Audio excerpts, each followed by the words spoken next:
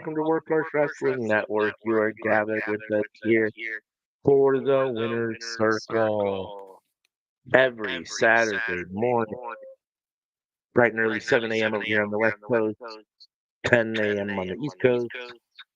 There's an echo. Wait. Echo. Better?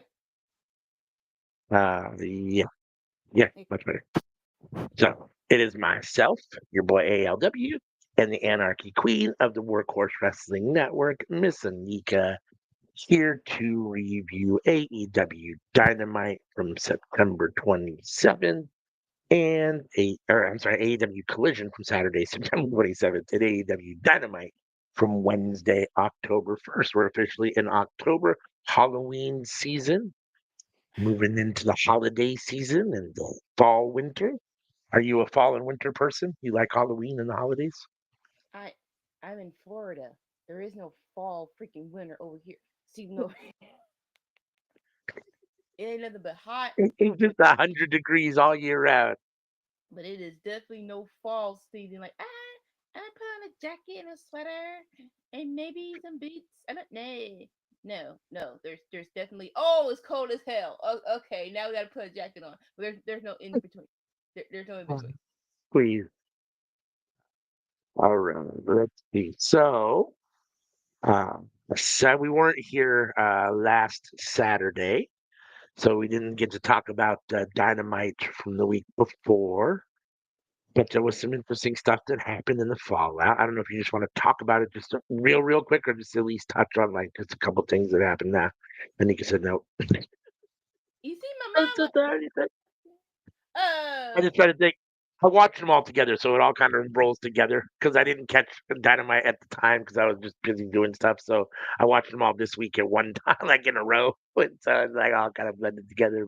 But okay. So one thing that just jumped out of my head is Chris Statlander is not joining the Death Riders, and that was the cutest moment in the world. I'm like, you haven't flipped nobody off, have you? Because the whole her match against Mina, very nice match, and then the Death Riders come in and like and Yuta is just congratulating her, and she just like she hugs him back, but then clotheslines him, and then she gets into and then she get into Moxley's face, and then she's so close, and she just does that, and her on his cheeks. It's like, ma'am, I need you to back for this to be effective.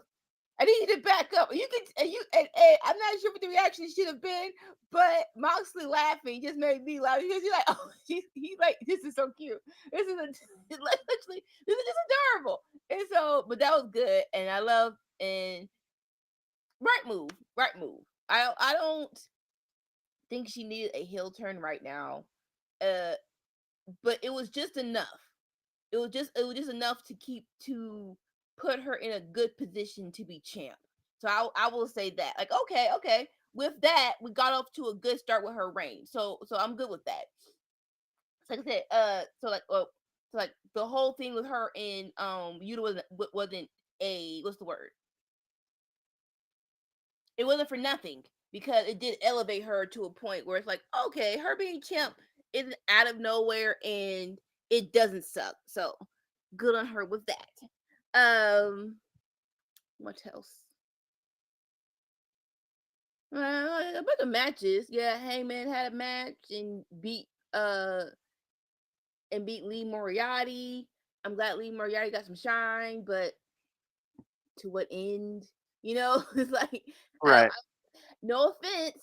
I don't see him coming back next week and being like, I want to,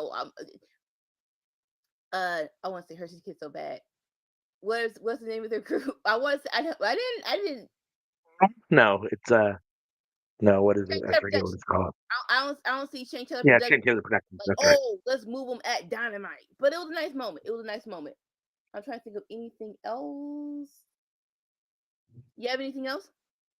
Yeah, I mean, I thought the Moxley moment with Chris Statlander was fun, with her finally, showing that she isn't going to join them and taking out Wheeler Yuta, who's been kind of a pain in the ass. So that was kind of fun to see. I'm trying to think what else stood out about that one. No, just that. we officially, not that we didn't know it, but that we've now seen them a second time since All Out. We have Luchasaurus and Jack Perry back again as Jurassic Express. But, when stuff happens on a pay-per-view, it's like you always wonder what's going to come of it, right? And Right. like, so we saw Beth Phoenix at All Out, and I'm not that I'm anxious to see her, but the whole question I have is this a one-off thing, or is she actually going to be wrestling? It appears maybe it's a one-off thing because we haven't seen her again since then. At least I haven't noticed her since then. So maybe it's just a one-off thing, that all-out situation. So you never quite know what's going to happen all the time. So yeah, I mean, it's nice to see that it looks like we're going to get Jurassic Express back as a valid tag team. Right. Oh, they announced the women's tag team, the They new did. women's tag team championships on that Dynamite as we kind of reset everything after All Out because it's their kind of WrestleMania, I guess. So you reset stuff and you bring new stuff in, even though we're only 4 weeks away or 3 weeks away now from Wrestle Dream. But yeah, so those titles were pretty cool. I mean, what I liked about them was, here's my issue a lot of times with wrestling companies. Well, I guess it's mostly WWE because it's really the only one that we've had to really deal with. But it feels like wrestling companies, usually when it comes to women's titles, they try to make them look feminine and like girly because they feel like, oh, whatever. And I didn't get that impression from these at all. These just look like simple, good old fashioned, regular old wrestling titles. And I enjoy that. You know what I mean? You don't have to make them look all pink and all butterfly or pretty because I mean, not, there's anything wrong with that. I'm just saying, like, it's not necessary just because it's a women's title to make it all It's feminine. not. So, Oh, another. Now that it's coming back to me, OC is back. yes, Orange he is. Cassidy. Now, I love that moment where he ruined Don Callis' Donk. painting. That was hilarious. Conglomeration, not conglomerating. I don't mind it at all. I do want more for Mark Briscoe though, because it's like, hold up, wait. That was the only issue from last week. Was like there was a whole lot of attention to what happened at All Out, and so for Mark Briscoe not to even acknowledge MJF and just like we gonna face the collaboration. We're gonna go against the Death Riders, and we're gonna have someone back as a surprise tag team. It's like, hold on, wait, no, you beat MJF. Like you didn't beat no scrub. I'm not saying harp on it, but it should be a moment of I finally got him back on my. I finally got him off my back. I'm on the better, greater, and better things. Like that was the only thing where it's just like, come on, bro. Like if we're going to pull the trigger on Mark Briscoe, I need you to fully pull the trigger.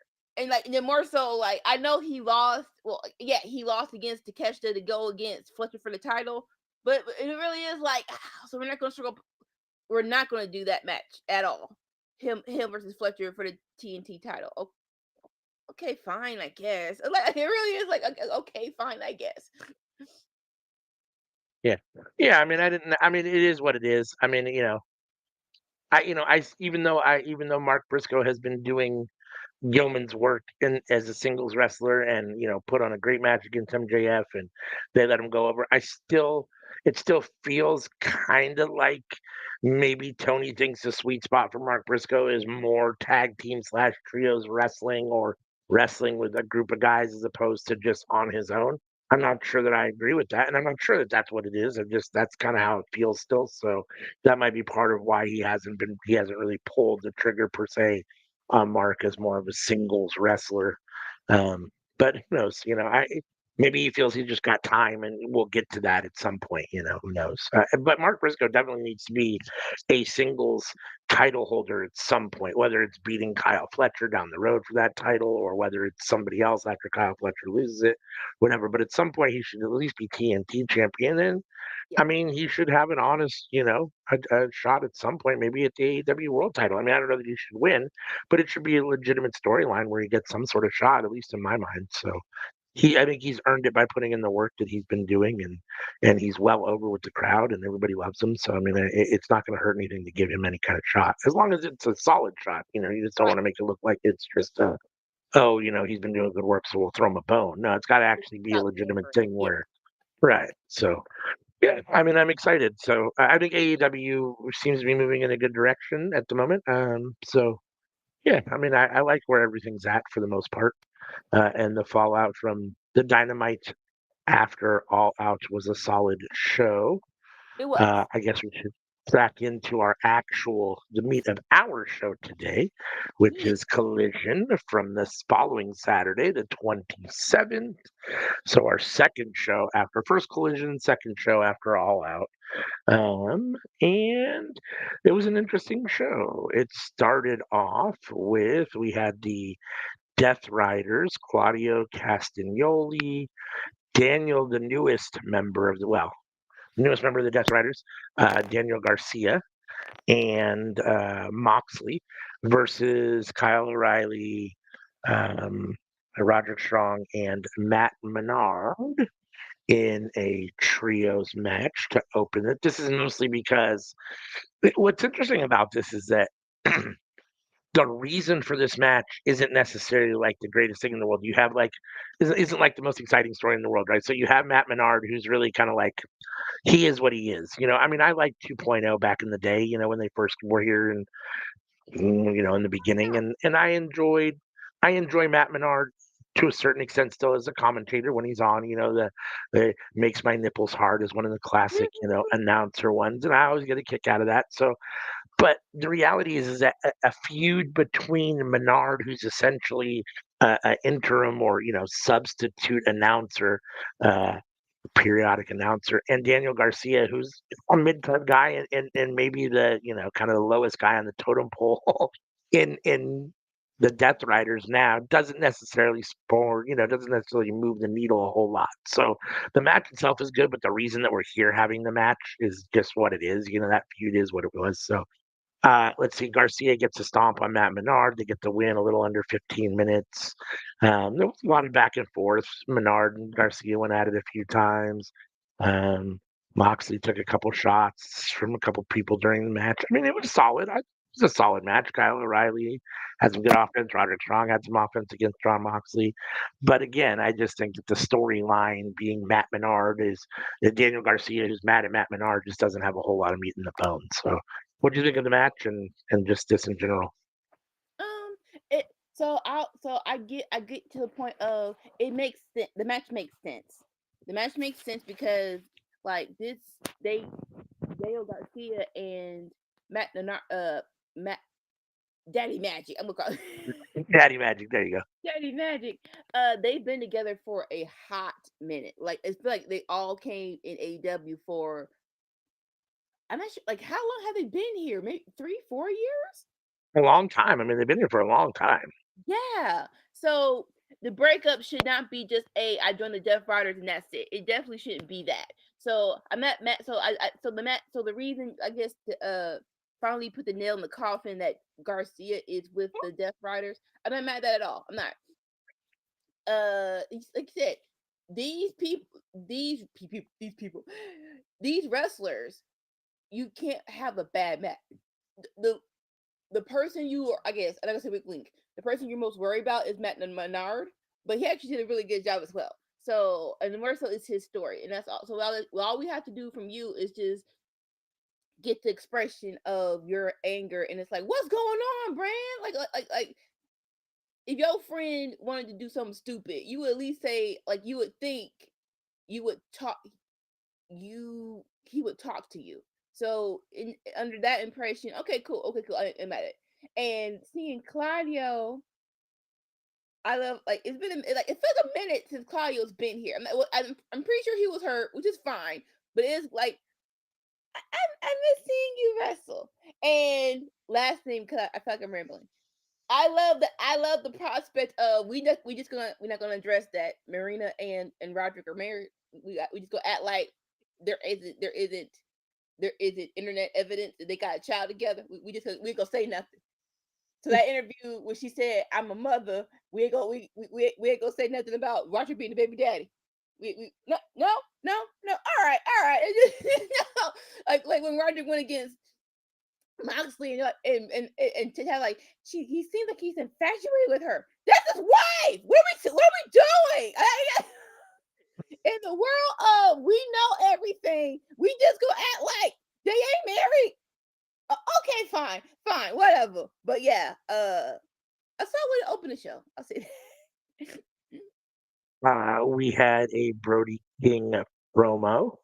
He wants to get his hands on the Don Callis family. He wants to settle the score with Josh Alexander and the Young Bucks on Dynamite when he teams with his tag team partner Bandito and Kenny Omega.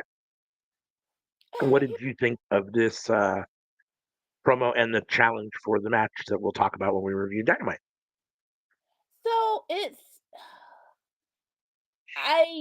so crazy, and I don't need to know everything, but more so with um more so with Kenny Omega, we all know the angle of him getting taken out, but in my mind, All Out, it isn't the big four, but it's definitely a close fifth of one of your biggest AEW pay-per-views. So to not have Kenny Omega on the show, but he good afterwards, I'm like, oh, I just want to know why. I like, huh? So why wasn't he on the card? Look, don't get me wrong. The card was solid. Like everything. Like I'm trying to think of what could have not been on the card for him, and maybe one match. Like the card was solid, but it really is. Like I said, it's All Out. So what is? So why did we not have Kenny Omega at All Out? But nonetheless, he's back. Yay! Don't know what we're gonna do. What's next for him will be interesting. Yeah, I thought the promo was kind of interesting because it was Brody King alone, and even though he's tag team champions with Bandito and he's proposing a trios match with his partner who's his tag team champion, he's doing the promo alone. So I thought that was kind of interesting. I don't know if that's because there's a language issue with Bandito. I don't know if Bandito wasn't available. I don't, that seemed to be a conscious decision to have it just be Brody King. I thought that was kind of odd, but still a solid promo by Brody King. I mean, and definitely we'll talk about the match on Dynamite. But when I heard this, I was excited. I mean, Yeah. for all intents and purposes, it sounds like a good match.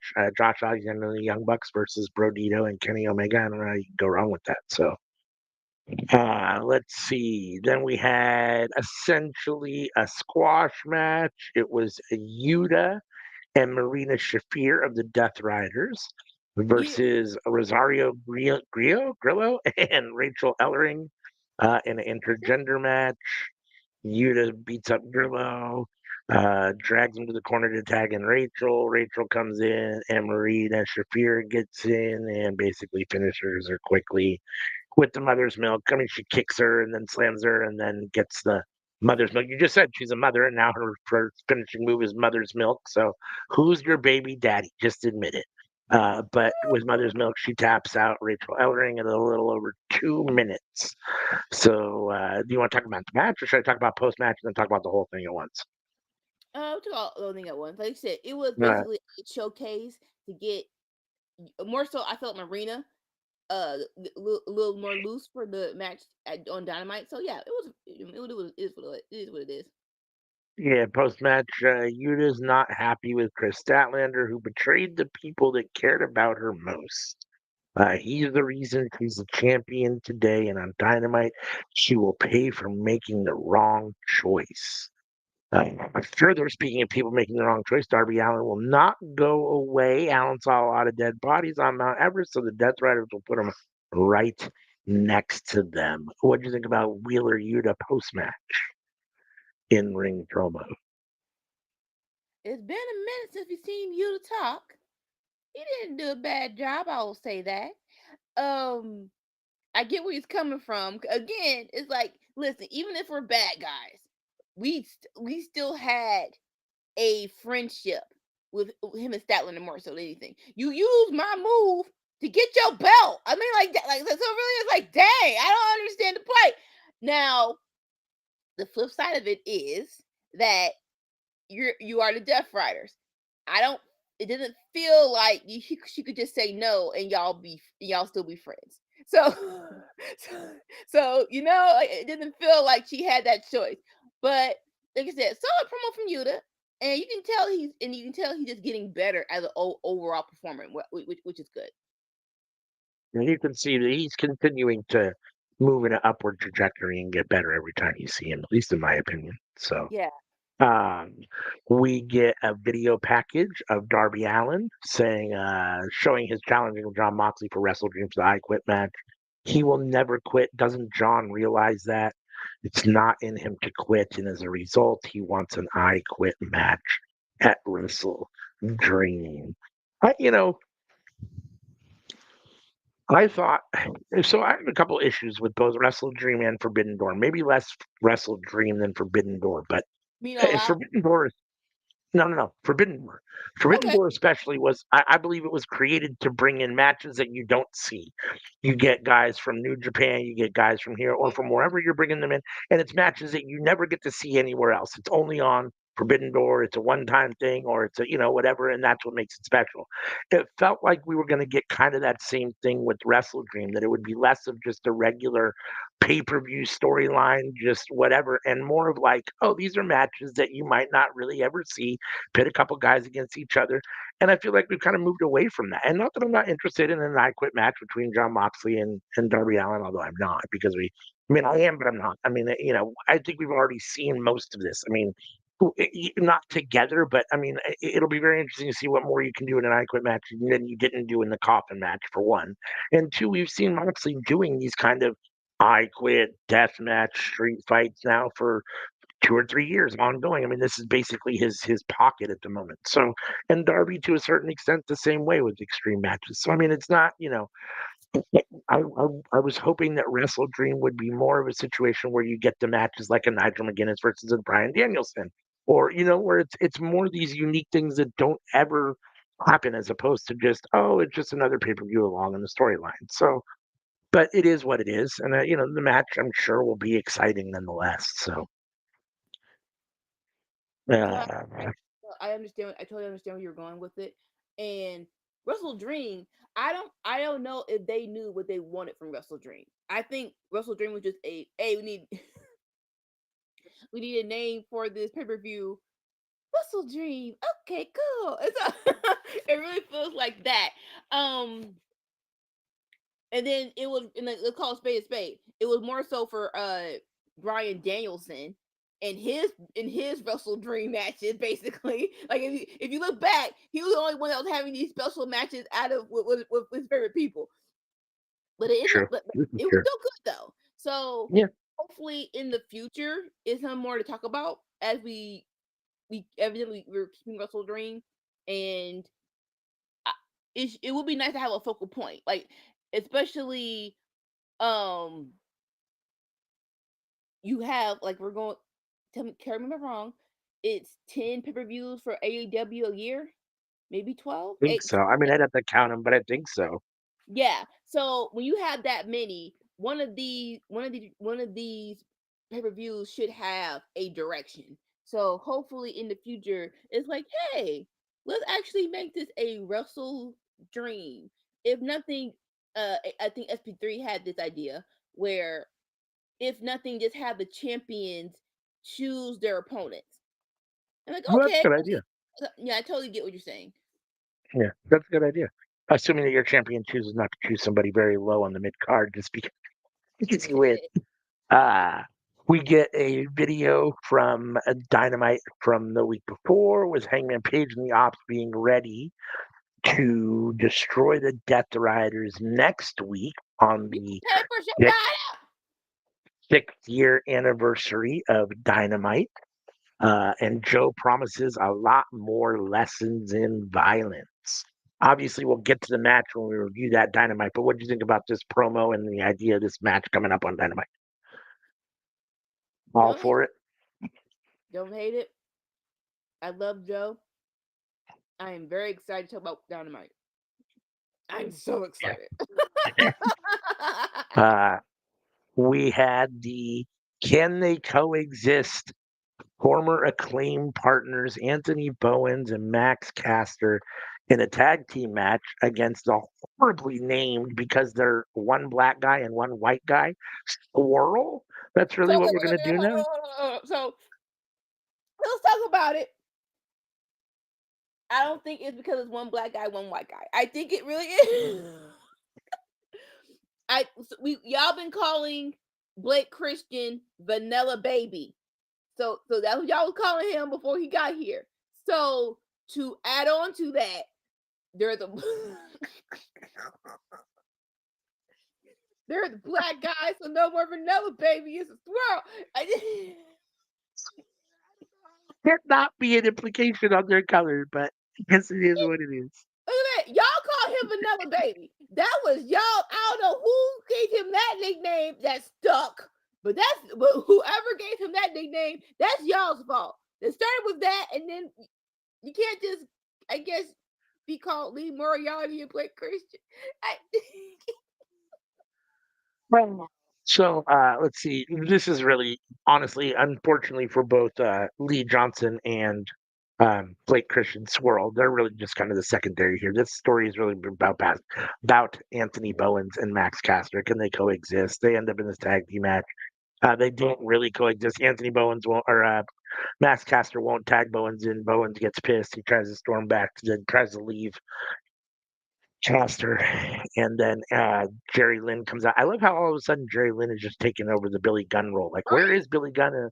And why do these two have to have some veteran that doesn't wrestle anymore in their corner all the time or in their storyline all the time? But nonetheless, Jerry Lynn comes out to basically stop Anthony Bowens and tell him, no, get back in the ring. This is you two have to be tag team partners. That's the best thing for you, and blah, blah, blah.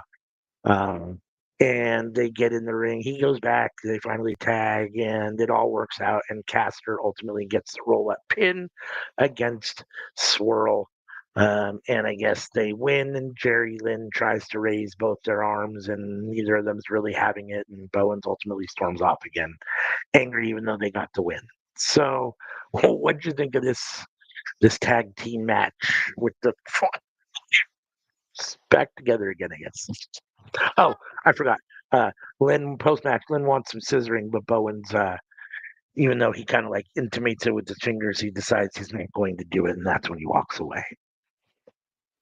So like, okay, so y'all were like, this is what happens when you have nothing for both people, which is unfortunate, very very much unfortunate, especially when you have two mid card titles people can go for.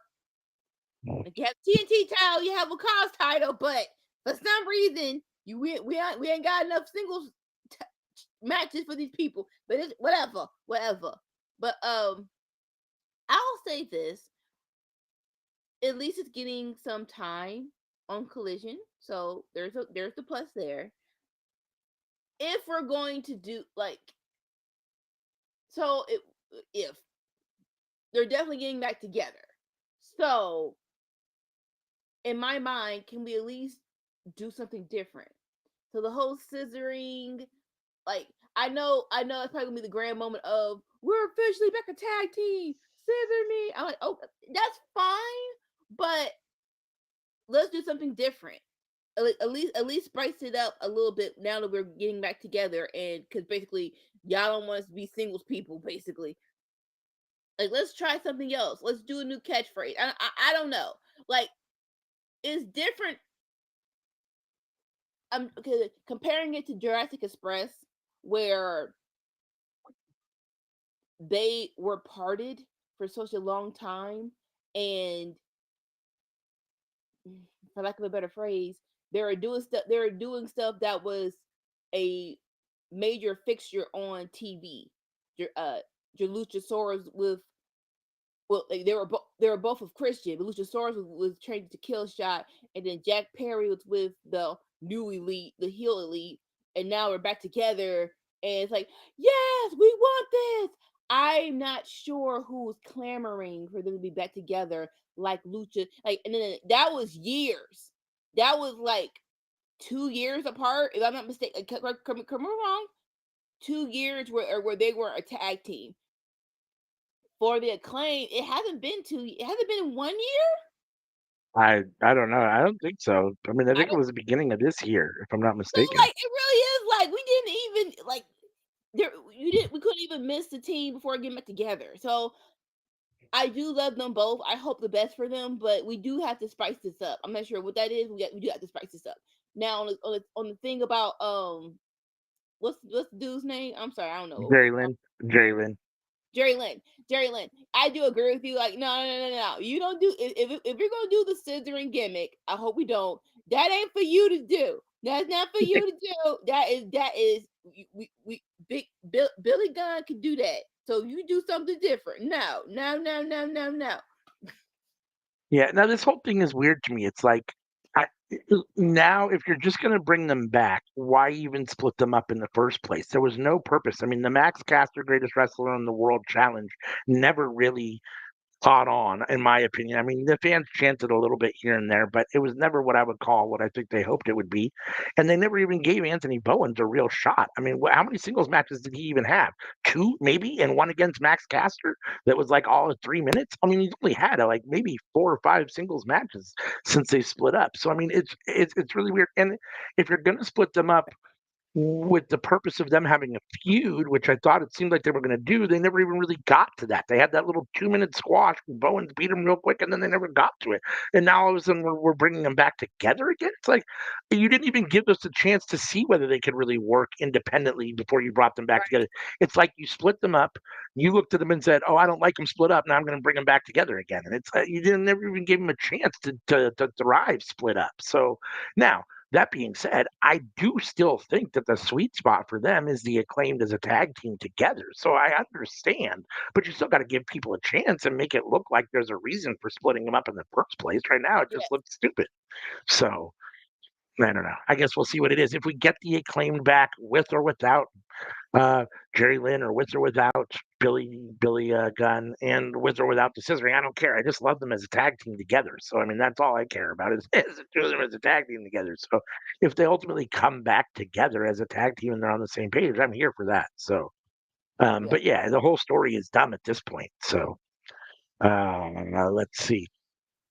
The matriarchy is here. Mother Wayne, Kip Sabian, and Nick Wayne. Kip Sabian's a little fired up and all pissed off about Luchasaurus's just the leaving, whatever, turning his back, betrayal. That's the word I'm looking for. Sorry, betrayal. And Nick Wayne is irritated, but he says, "Don't worry about it. Our focus is I'm back, and we're gonna go after Christian Cage. I am going to destroy Christian Cage." What do you think of this little segment with Nick Wayne? Sure. Like, sure. So one another thing that we didn't talk about Dynamite was so at the end of All Out, it was what you call it? Sorry, brain fart. It was FTR power driving Beth Phoenix, and so and then after then on Dynamite, he was like, "Listen, my family keeps getting affected. Keep want to say it so bad." Adam Copeland was like, "My family my family gets keeping affected. I can't keep doing this to them. I gotta go." And so Christian was like, "I had a family, so yeah, go take care of yours." And then uh I was like, "Hey, you still have a family?" Handshake. Aw, tear. And so after that, it felt like he's not gonna be here for a minute, right? That's what it felt like. And to that, it's like, what exactly are we going to do with this whole storyline? And it felt like it was over at All In. Like we beat Luchasaurus and Kip Sabian. So not saying it's dragging out, but it is like I don't want this to be a where we just circle each other until Adam Copeland comes back. I hope that's not what we're doing. I'm not sure what Christian can do by himself, but he's good. But I don't know. I don't want this. I don't want them to circle around him versus Mother Wayne and Kip Sabian and Nick Wayne. I need something different. Not sure that difference is, but I need something different. Yeah, I mean, I'm torn because I think that I mean, I feel like we never got a chance to really put a bow on Nick Wayne and Christian Cage, and I think you need to. And I think for Nick Wayne, it would be a big push for him to get a victory over Christian Cage. So I feel like we still need to have that at some point. But yeah, I mean, ultimately, it's weird because you got Copeland and Cage, which is a big deal. CNC back together versus FTR, which is a huge deal. And then Cage or Copeland goes out or leaves, and now you've got Cage who kind of takes a step back, I guess, into a feud with Nick Wayne. I mean, that's how it feels like a little bit. So Yes. um, But again, it is what it is. I mean, I want more for Christian Cage too, as far as storylines go. And you're right. I mean, just don't just tread water. But I do think that you do need to put a bow on Cage and Nick Wayne too. I need a singles match between the two of them to resolve their ultimate issue, and then move on. Christian move on to something else. I don't know what that is.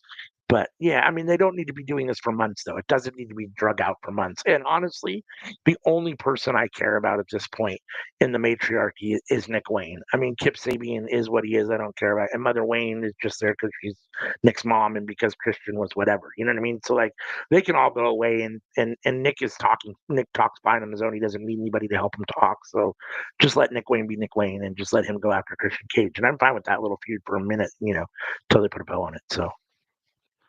Yeah. The women tag team titles are coming, and Anna Jay and Ty Conti are very excited about it. It's what they've been wanting for years now.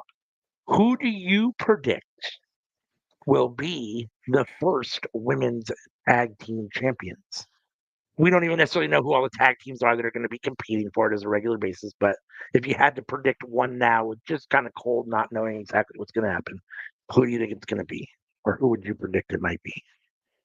It's crazy because, in all fairness, you would like Todd Conti and Anna Jay should be one of them. Should be a consideration because they are actually a team. They've been a team since Rampage times, But on the other hand, you want you want the first inaugural champions to be a big deal. And right now, Ty Conti and Anna Jay aren't there yet. So I'm trying to think who is an actual tag team that's a big enough deal to win it first. I don't think they exist. I think it's probably going to be a mashup, which is it is what it is. We're going to I'll talk more on Dynamite because if a certain twosome come together, I wouldn't mind if they win the title. I think you know who I'm talking about. But yeah, if they come together, I wouldn't be mad if they're the first inaugural champions. I don't. It's as far as picking who it'll be. I think it's like you said. I don't think they're out there yet. I mean, really, I think Anna Jay and Ty Conti are really at this moment kind of the only official like women's tag team like that. There's probably more that are just missing out of my mind at the moment. But yeah, no, it's going to be a lot of Frankenstein teams. I mean, you'll probably get Penelope Ford and Megan Bayne, I would imagine, as some sort of team. You'll probably get two of the three members of the Triangle of Madness as some sort of a team, whatever that looks like. Julia Hart and Sky Blue, maybe, or not, yeah, whatever that looks like. But yeah, no, we'll see. I hope we end up with a Willow and somebody pairing, or you get maybe you get two people that don't. Who knows? We'll see what ends up happening. But yeah, I'm sure it'll be a Frankenstein team. But I'm interested to see. I mean, as long as they put effort into it, it should be Yes. good. I mean, we'll just have to see what kind of time and effort and storylines and direction they give the titles. I mean, so we had so last on Dynamite we had a little thing with the Outrunners and Dalton Castle coming back, and Yeah. they did a little promo together. And this week on Collision, or this episode on Collision, is their first time together as a trio. We have the Outrunners and Dalton Castle versus three guys at whatever, Corey Sparks, Cowpoke Paul, and KM. Cowpoke Paul, really, I didn't even catch that at the time. I'm seeing that now in the notes. But uh this was definitely a squash match. They had the Mega Powers elbow from the Outrunners into a Dalton Castle bangerang for the finish on KM. A little over a minute and a half. It was definitely a squashy showcase for this new trios team that I'm very excited for. I really like Dalton Castle. I'm glad he's on AEW and appears to be out from behind the ROH pay window for a little while. And I think it helps the Outrunners. The Outrunners and him are kind of, even though I wouldn't necessarily call Dalton Castle an 80s guy per se, they're all flamboyant. They all seem to have kind of that same showmanship attitude and personality. So I think they work well together. I'm very interested to see what they do with this trio. But what do you think of this and this trio in general? We'll see what happens. See what Like you happens. said, it's so is so wonky that it probably will work, which is crazy to say. So, but I am here for it though, and like it Yeah, was a very fun match. We don't know what's gonna happen, but I am not mad at it though. I'm like look, take us on this crazy freaking journey, and we'll see what happens. Like, yeah. Yeah, it'll be interesting to see if they actually end up with any kind of legs underneath them and can do anything besides just being kind of fun to watch on Collision. But as long as I yeah, get to see Dalton Castle in the hour games, I'm happy. So let's yeah, see, Mark Briscoe. Video of Mark Briscoe beating up MJF at All Out. Briscoe is back with the conglomeration, and they're funny, but it's no joke. Anything about this Mark Briscoe promo? I think this was a solid Mark Briscoe promo. I think he yeah, seems to be getting better. Not that he needs to be, but not that he's ever bad, but it seems like he's getting better promo almost every time you see him. Which is great because you figure a guy that's been around for a long time like that because he's not new to the game, that at some point you kind of just rest on your laurels and maybe stop. Maybe you're not just as motivated to continue to progress, but it feels like Mark Briscoe is definitely working promo on his promos and putting in the effort to make them better, and he's becoming a very solid promo. yeah. No, no, no. I think they heard the react. I think they heard the fans were like, so we just not gonna act. We just gonna act like that the match didn't happen. We're not gonna acknowledge it because again, it's MJF, and it was table and thumbtacks, and Mark Briscoe won. So it is like, yeah, let's put this a little time, not the whole show, just a little time on it. So I think they're like, okay, let's give them a whole video package, which was great. And like you said, Yeah. on to we are using the conglomeration thing, which is cool. And so it's like, yes, that's all we needed was just a little acknowledgement of what's to happen in the future. Oh shoot. Yeah. Um, we had that led into our TNT title match. Kyle Fletcher defending his championship TNT title against Commander. And these two had a very exciting match. It was actually more than I expected, just because you know what you're going to get. You knew that there's no way that Kyle Fletcher is losing the Commander here. So, Yeah. in that regard, it's predictable. That being said, though, I thought the match itself was really good. I thought they had some very close two counts that looked good both ways. And I enjoyed this. They went to a commercial, and then we came back from a commercial. And during the match, it was announced that Hologram is going to be out for quite a while, as he was taken out by, I guess, the clone Hologram, who's now also a member of the Don Callis family. We'll talk about that when we come to Dynamite. But um, so Hologram is going to be out, so his title shot match is off, and we're going to have to get Kyle a new opponent. But we're still in the middle of this match, which I thought was kind of interesting. Right. Um, and ultimately, Kyle Fletcher hits a lawn darts him into the buckle, into the corner, and then sets him up for the brainbuster, and retains his title in over 10 minutes, 13 minutes or so. Very solid match. I thought Commander looked really good. I enjoy Commander. The only thing I don't like about Commander is just that the ring walk or the rope walk was really cool the first time you did it, and then you just do it too much. It's like it takes away from some of it. But beyond that, I enjoy Commander. He's one of those high speed wrestlers, does a lot of flips, lots of jumps. It's extremely fun to watch. And Kyle Fletcher can really turn it up when he's in there against somebody who's high octane. So, which is one of the things I really enjoy about Kyle Fletcher. I feel like he can adjust his wrestling style.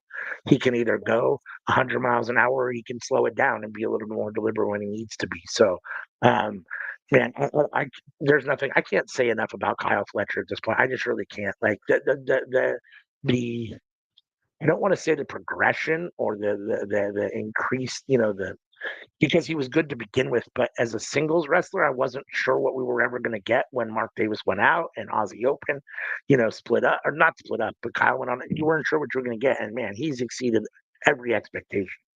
He Oh is yeah. right up there in AEW as, in the top 3 to 5 best wrestlers in the company at the moment. So, and not just because of the push, but he's proving that he deserves the push. I mean, all the stuff in the ring is brilliant at this point. The only bad thing that he's doing at this point is the whole "say my full name." I have no one knows what his full name is. It's a terrible catchphrase.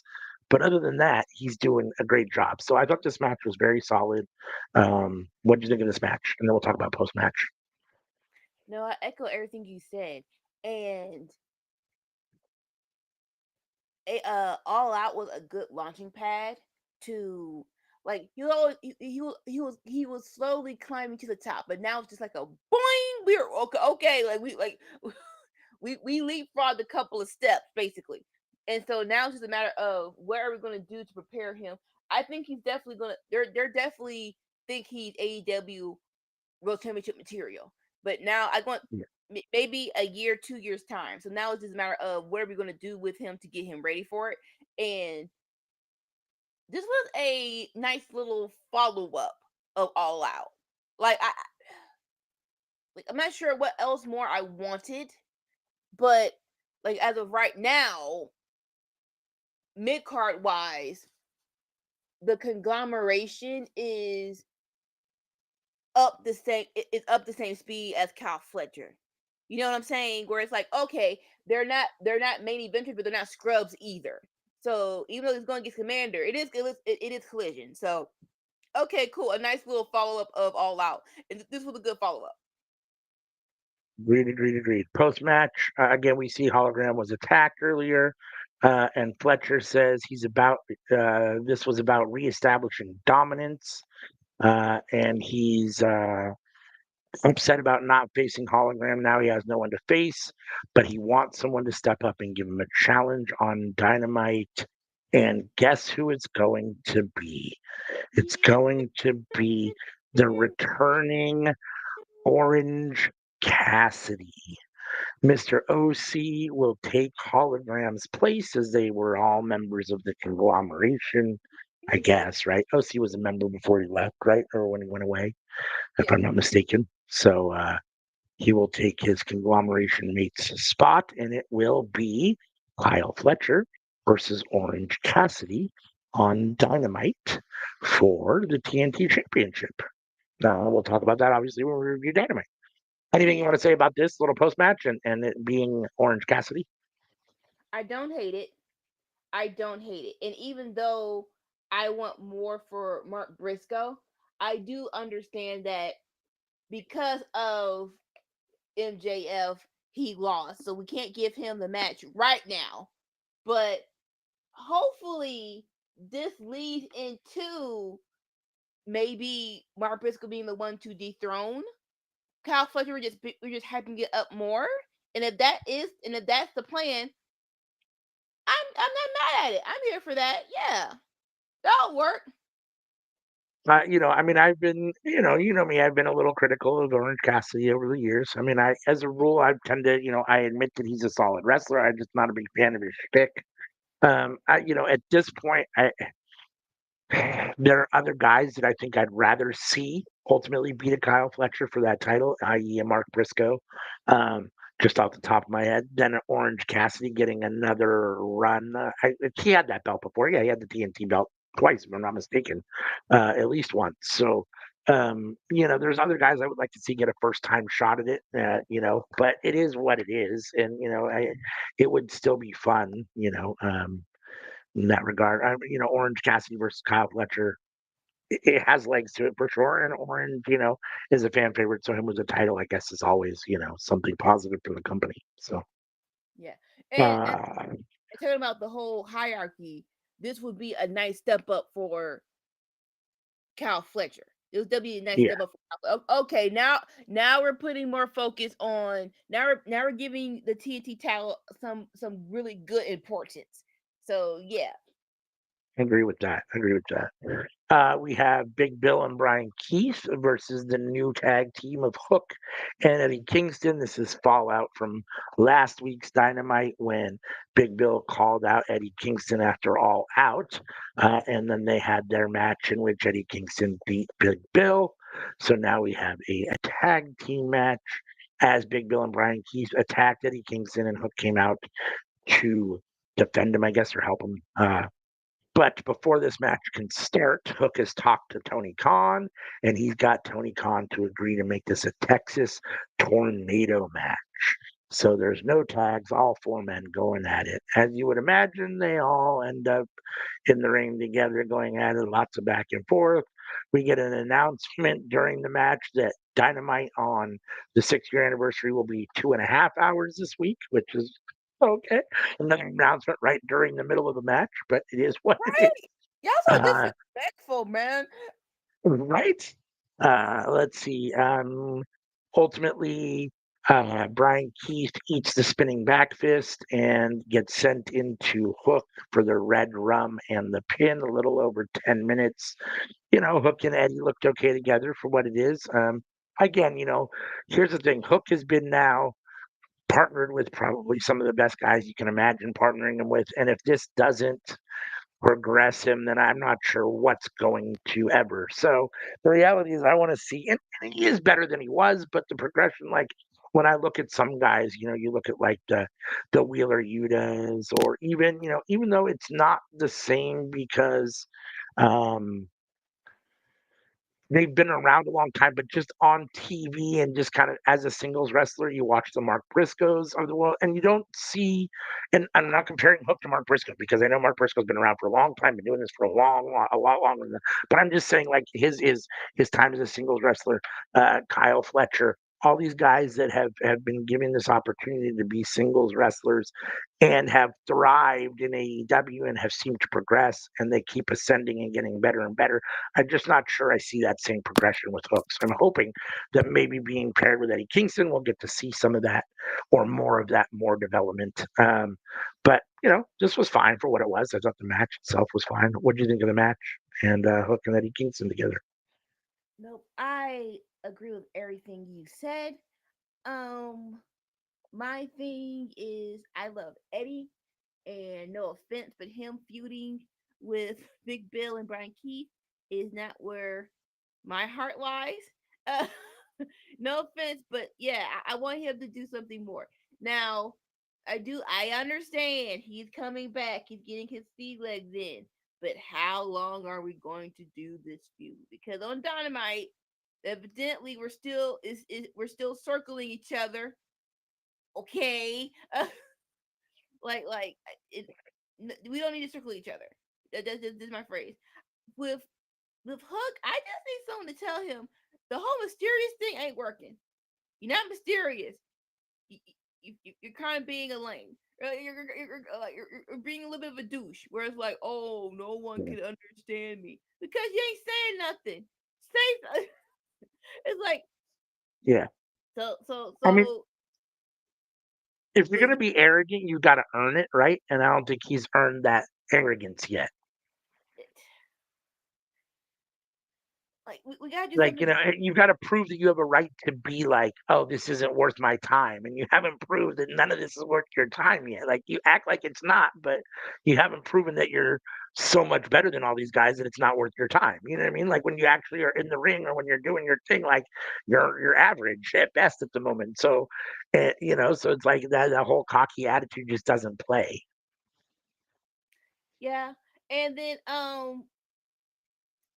what I was gonna say? Uh, yeah, that there it is. We missed the boat. We missed the boat on making him special. When he was on his undefeated streak, I think that's when we should just win backcrack crazy and make him win another big title like the TNT title or the international title. But we didn't do that, and so it's like we're working backwards. Like we're trying to get something back where it's like we really can't get that aura back. So it's time to do something different. It is. Yeah, agreed. All right. Bang Bang Gang is here. And because they're missing Colton Gunn and their fearless leader, Jay White, they need new numbers and new members. And in comes Ace Austin, who is our newest AEW roster member. And Juice and Ace have a little bit of history. So do Ace and Jay White, as they were Bullet Club together. They know each other, so it seems like a natural fit. And it looks like Ace Austin will be joining the Bang Bang Gang as long as we don't have Jay. Well, I'm assuming he'll stay once Jay White comes back too, or once Colton comes back. But it looks like they've recruited a new guy. What do you think about Ace Austin joining a Bang Bang Gang? Stop. Real quick, what do you think about kind of the consolidation of factions in general? Like Don Callis just picked up two more guys. We'll talk about that on Dynamite.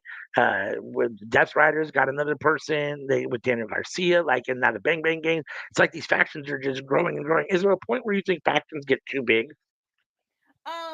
Yes, definitely too. Yeah, definitely too big. Case in point, going to tell you on Dynamite, but more so,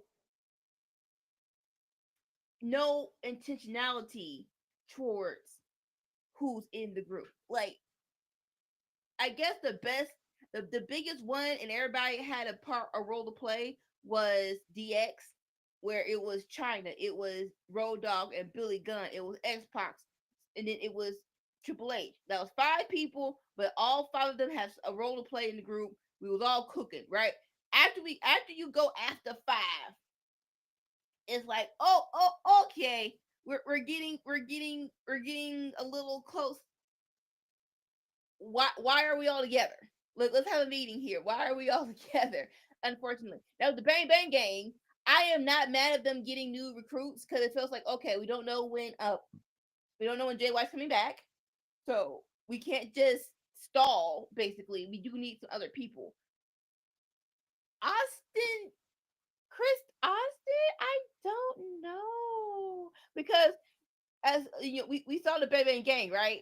And so they had it's a vibe when it was the gun, and it was Juice Robinson, it was Jay White, and then it was one time when they were on commentary, and Colton said some stupid stuff like it was either Colton or Austin talking about, and he's not even fully hard, he's semi hard. It's like, shut up, don't like stuff like that. I don't know if I have. So I heard Ace Austin, but I haven't seen him on TNA to know his personality. I'm not sure if he can vibe out like that. So it's definitely a trial period, but I don't think he should be an official member just yet. Be interesting to see. They definitely need the numbers because two guys don't make a faction, so they need more guys. And obviously, he's former Bullet Club, so there's that connection. And if they want to try to get him over, it feels like Tony Khan feels like getting people over, or a way to help get people over is to put them in a faction with other guys that are already over. So, um, I guess we'll see what ends up happening. I think it's a terrible pairing, but we'll see what ends up happening. It is time for the main event. The women get the main event this week on Collision. It is a Jamie Hayter versus one third of the Triangle of Madness, Miss Julia Hart, in a singles match. Sky Blue comes out with whatchamacallit, Julia Hart, as you would imagine, as they're both members of the Triangle of Madness. Hayter and um, go back and forth. I'm sorry, Hayter and Julia Hart go back and forth. It's a really solid match. I mean, Hayter is a much better wrestler in the ring than Julia Hart, in my opinion, and I think you kind of see it here. But Julia had some moments where she looked okay. Ultimately, Jamie Hayter does get the pin with the Haterade. Um, and a little over 10 minutes. I'm happy that the women get the main event here on Collision. I'm happy that Jamie Hayter's in the main event. I don't know that this is the right spot for Julia Hart, but at least it's a win for Jamie Hayter. Yep. And I guess if you're trying to see, if you're throwing stuff against the wall to see what sticks, the goal is to try to give people a push and see what they can do. But the goal is to see if Julia Hart can be a main event wrestler in the women's division. I guess you want to check it out and see. I'm not saying she didn't look like. I'm not saying that she didn't carry her own in the match. I thought it was kind of obvious that Julia or that Jamie Hayter is on a little bit different level. So, but it is what it is. So I enjoyed the match. What did you think of the match and the women getting the main event here? It was good. It was good. Like, it's crazy when everyone's trying to get their sea legs back, and with Julia. like let's not forget she was TBS champion. She was rocking and Hmm. rolling, but she did get hurt. So it is like, what is the sweet spot to get her fully back to where she was 6 months ago, a year ago, right? And so love Jimmy Hater. This was the main event. So this was a good match. It was a good match. Yeah, I mean, and Jamie Hayter, I mean, she's been back for a minute, but she's also still hasn't been back that long. So she's still kind of getting her sea legs and trying to figure out Right? what we're going to do with her ultimately. And she came back and then left again and came back. So, I understand Triangle of Madness is a big deal in the women's division as far as the faction goes. Stekla's been getting a lot of push on the singles end. I guess I want ultimately more for Jamie Hayter than Julia Hart, but again, she's still coming back and getting acclimated, and we'll see where she ends up, in a couple months, assuming she stays healthy. I'm assuming she'll be back kind of in the main event picture. So, post match, Sky Blue comes in to jump on Jamie Hayter. Um, Queen Aminata runs in with the belt for a save. Decla's here as well. And Jimmy Hayter has an idea. There's one simple way to solve this: blood and guts. What do you think about this? About women's blood and guts. We've been talking about it, or we've been wanting it. So, what do you think about it? This post match. It could have been a better announcement. It could have been a better announcement. When I like in my like okay, we have been having these girls fight each other for definitely the see even reliving it if we could have done better. Like all their matches have been the pre-match of the pay-per-view, the last two. And like you and this is when placement matters. So yes, I love Julia. She was TBS champion, but to go up against I needed a Willow in here. I needed another big name to get this on and popping. Jamie Hayter announcing this to, no offense, the Triangle of Madness wasn't the match to light this on fire for me. Like if it was against like maybe a Megan Bain or it's like oh okay, let's like it wasn't a big enough brawl. It just wasn't big enough. We could have done a better announcement. And let me Yeah, tell and you, it should have been done on Dynamite. The announcement that should have part been done on too. Dynamite. I'm like, come on, bruh. Yeah, I mean, I know that Tony Khan wants both shows to feel the same, but they're not the same. And when you have something important like an announcement, like a huge match for the women on Collision, even though it's in the main event spot, it still makes it feel like you're not giving it its adequate due by not putting it on Dynamite, which is your big show. Even though you want them both to be equal, it's your big show. So, um, I thought this episode of Collision was a little down, just kind of in star power. I mean, we had Jimmy Hayter, we had John Moxley, we had Kyle Fletcher, but you know, Jimmy Hayter versus Julia Hart is what it is. Kyle Fletcher versus Commander is what it is. Um, and the opening match with the Death Riders versus the Paragon and whatchamacallit. Why am I drawing a blank on the other guy's name at the moment? Was solid, but I don't know that it was enough to really push the show over the top for me. So, yeah, I mean, Matt Menard, sorry, in the Paragon. Again, I thought this was a solid. I'm going to give this a solid C. It was a solid show. There was nothing egregious, but there was nothing that I thought was like, oh, that was really, great as well. So I thought it was all very solid, just a solid all around collision. I'm giving it a C. What are you giving it? So wait a minute, because people want to. All right, cool. We're all set. Okay. All right. Totally agree with you. Like, when is Wrestle Dream? I'm not sure, but it's like 3 weeks away. I'm not sure the exact date, but it's like 2 or 3 weeks away now. It really feels. I think we're rushing it, but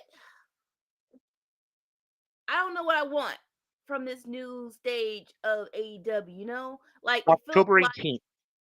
huh? Saturday, October 18th. So So dang, today's Saturday, so 2 weeks. In 2 weeks. Like damn. Okay, no, it's like I needed some room to breathe for All In. So it really was like, oh, dang, on it. It's like it doesn't feel rushed, but it does feel like I need a chapter. Okay, just for Collision alone, it feels like we're not doing anything new. There's no new for this Collision. There are no new chapters. We're doing the same thing, and but we got to prepare for another pay-per-view. So it's like, what are we doing? What? So totally agree with what you said. My score, yeah, see, it was alright. And the blood and guts announcement should have been on Dynamite. I'm sorry, it should have had more people, better people involved in the scenario, but it was alright. Yeah. No, it's weird. Like one of the things that I don't understand why. I mean, I guess if you have a model that works, and for all intents and purposes now, WWE, I guess, works because, but for the thing that works is that for the longest time, they were really the only thing, right? So that's why it felt like it worked. Now that you have like a truly, truly competitive, and the first one since WCW, a truly competitive promotion, it feels like you should be doing different things and not just kind of imitating and following each other. And one of the things I liked about AEW when it started was that we really only had those four big pay-per-views. And now we're into 10 pay-per-views a year and maybe even 12 at some point. And it's like now we're into that WWE model where they happen so often that you don't have time to really develop solid storylines between them unless it's continuing storylines. And continuing storylines get old after a while. You can only do that for so long. So, you've got to give more time between these shows to let these feuds, to create these new feuds and new whatever's going on. So yeah, I don't like the it being 1 month from All Out to Wrestle Dream. It's even quite. I mean, I think it was September 22nd. Now it's October 18th. It's not even exactly 30 days. Like come on, like that's way too short a time. So, and that's not to say that Wrestle Dream won't be a good show. It's just you need to have time to breathe. So How invested can we be in this pay-per-view? yeah, yeah. Yeah. All right. So that is the end of our Collision review from Saturday, the 27th. That means it's time to review AEW Dynamite from last Wednesday. And we'll hand it over to Miss Anika to lead us through our Dynamite review. Hi. I mean, I could. I was being weird for no reason. But yes, all right. Here comes Dynamite from October 1st. It really is crazy. We're in double digits now. It's like just you try to be present in time because we know time is going fast, but dang it, we're really in October right now. We are really in Yeah. October. Crazy. But yeah, Yep. also the 6th anniversary of Dynamite. Uh so far so good, you guys. It really had we definitely some ups and downs, definitely some very hard trials, but I am glad that we are at 6. I think like once we hit 11, we'll stop announcing the anniversary. Like, okay, after the 11th, I think we're not going anywhere. So every year, all right, still here. Let's do it. And what better way than kick it off with a multi-man tag? We have the Young Bucks and Josh Alexander going up against Bro Dito and Kenny freaking Omega. Again, it's But like it's the broke bucks with zero money in their account. I was Nah. getting there. Oh, sorry, I didn't mean to ruin it. My bad. My bad. But no, more so is like, okay, so you could make All Out, but you can make Dynamite. That's what I'm gonna say it. But yeah, so we opened with a video package of the Young Bucks still having their money they won in one of the money matches, and Matt Jackson was like, you know what? It is the 6th anniversary. We are the founding fathers, so we're gonna do something that's gonna be worth the founding fathers introduction. We're gonna have we're gonna have pyros, we're gonna have mountain lions, it's gonna be an extravaganza. And so he leaves, but you leave Nick with the bag. Oh, and side note, they have the uh Brian Cutler. I want to say Landon. I don't know why I want to say Landon so much. I think someone called him that one time. But yeah, Brandon Cutler is back with him Yeah. because he's smart. They double the fee. Let's go. And so Nick is like, "You're still rolling? I'm gonna double this." We're in Hollywood, Florida, but I guess there's a casino there, and he goes gambling and he loses it. Like, sir, sir. And so Matt was like, "I just need this, which is the bag of money, and there's nothing in it." And he's like, "You lost all of it?" And it's like, what are we doing? What are we doing? Honestly, but I'm not mad at it. But like, we're just the young bucks now. We're just so they don't have the, like you said, we fast forward to them being in the ring with no intro and not the young bucks. The tagline is the broke bucks. It is like, whoever does the tagline on the bottom, I think they love their job. They you can't tell me they don't love their job, because sometimes they'd be like, "Oh, this is gonna get them," like just to pop them personally. And I am not mad at that. I'm here for that. So the match starts off, and yeah, like let's who's in it again? It's Brody Lee, Bandito, Kenny Omega, Young Bucks, and Josh Alexander. Yeah, this is gonna be a dud match. Like surprise, surprise! It actually, this match actually ruled, because yeah, it's these people in the match. There, you can say high octane, but it didn't slow down. It was definitely not slow paced. And Brody Brody Lee, I'm not sure you know how tall you are, but you can't be flying all over the place with the young people. No one's there, like no one is your size to catch you. That's more so that. And Kenny does not like he missed a beat. He doesn't look. There's no ring rust on him. He pins Josh Alexander with the 1 weekend angel. Is that right? Is that's what happened? Yes, yes. And so it is sorry, Brody Lee and Bandito and Kenny Omega winning the first match. What do you feel about the match? No, I enjoyed it. I thought it was a lot of fun. I mean, it's great to have Kenny Omega back for all intents and purposes. And it's yeah, Brody King needs to make sure that he's got guys to catch him. Um, but Yeah, with all these guys in the ring, you can't. You're gonna have a good match, right? I mean, the Young Bucks are what they are. Broke Bucks are what they are. They're always solid. They always have fun. They're always a good match. Kenny Omega, the same thing, doesn't have bad matches. It's great for Brodito to be in this spot with these guys because I think it elevates their profile as a tag team for sure. And it shows that those tag team belts are important, which is something that I feel like has kind of been lost a little bit with those tag team titles since a lot of other guys have had it. Um, and yeah, I mean, it's, the Young Bucks. So I'm always leery of my comedy in wrestling, but Young Bucks truly have it down.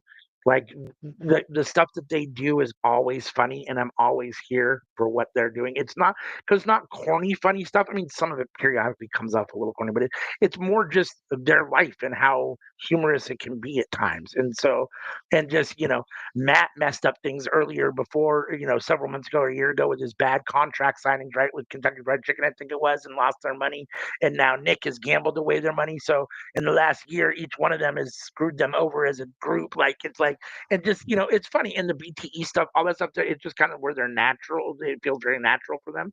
So in that regard, I love the Young Bucks comedy and all the kind of the lightheartedness that they bring to it. So yeah, no, this worked all the way around. I enjoyed this a lot. Again, there's never anything wrong with getting pinned by Kenny Omega, especially with the One Winged Angel. As I believe that to this point, I think Okada and Will Ospreay are the only two people that have ever kicked out of it. But I'm still not the biggest fan of Josh Alexander taking the pins all the time for the Callis family. So in that regard, I don't know who else I wished it would have been, but I just it is what it is. So, yeah. but no, I enjoyed this a lot. All right. And so here's the post match shenanigans, where more so Kenny was like, he had a heartfelt moment where it's like, look, bruh, like it was just Kenny and the Young Bucks in the ring, and you could tell like Kenny's demeanor. It was like, look, what are we doing here? Like why are we fighting each other? It's the 6 years of Dynamite. This is what we built. Like what exactly are we? What are we even fighting for anymore? Right? That's feel for. And so you see the Young Bucks kind of being sympathetic to what Kenny was saying, but Josh Alexander does not give a fine about what y'all got going on. So he comes.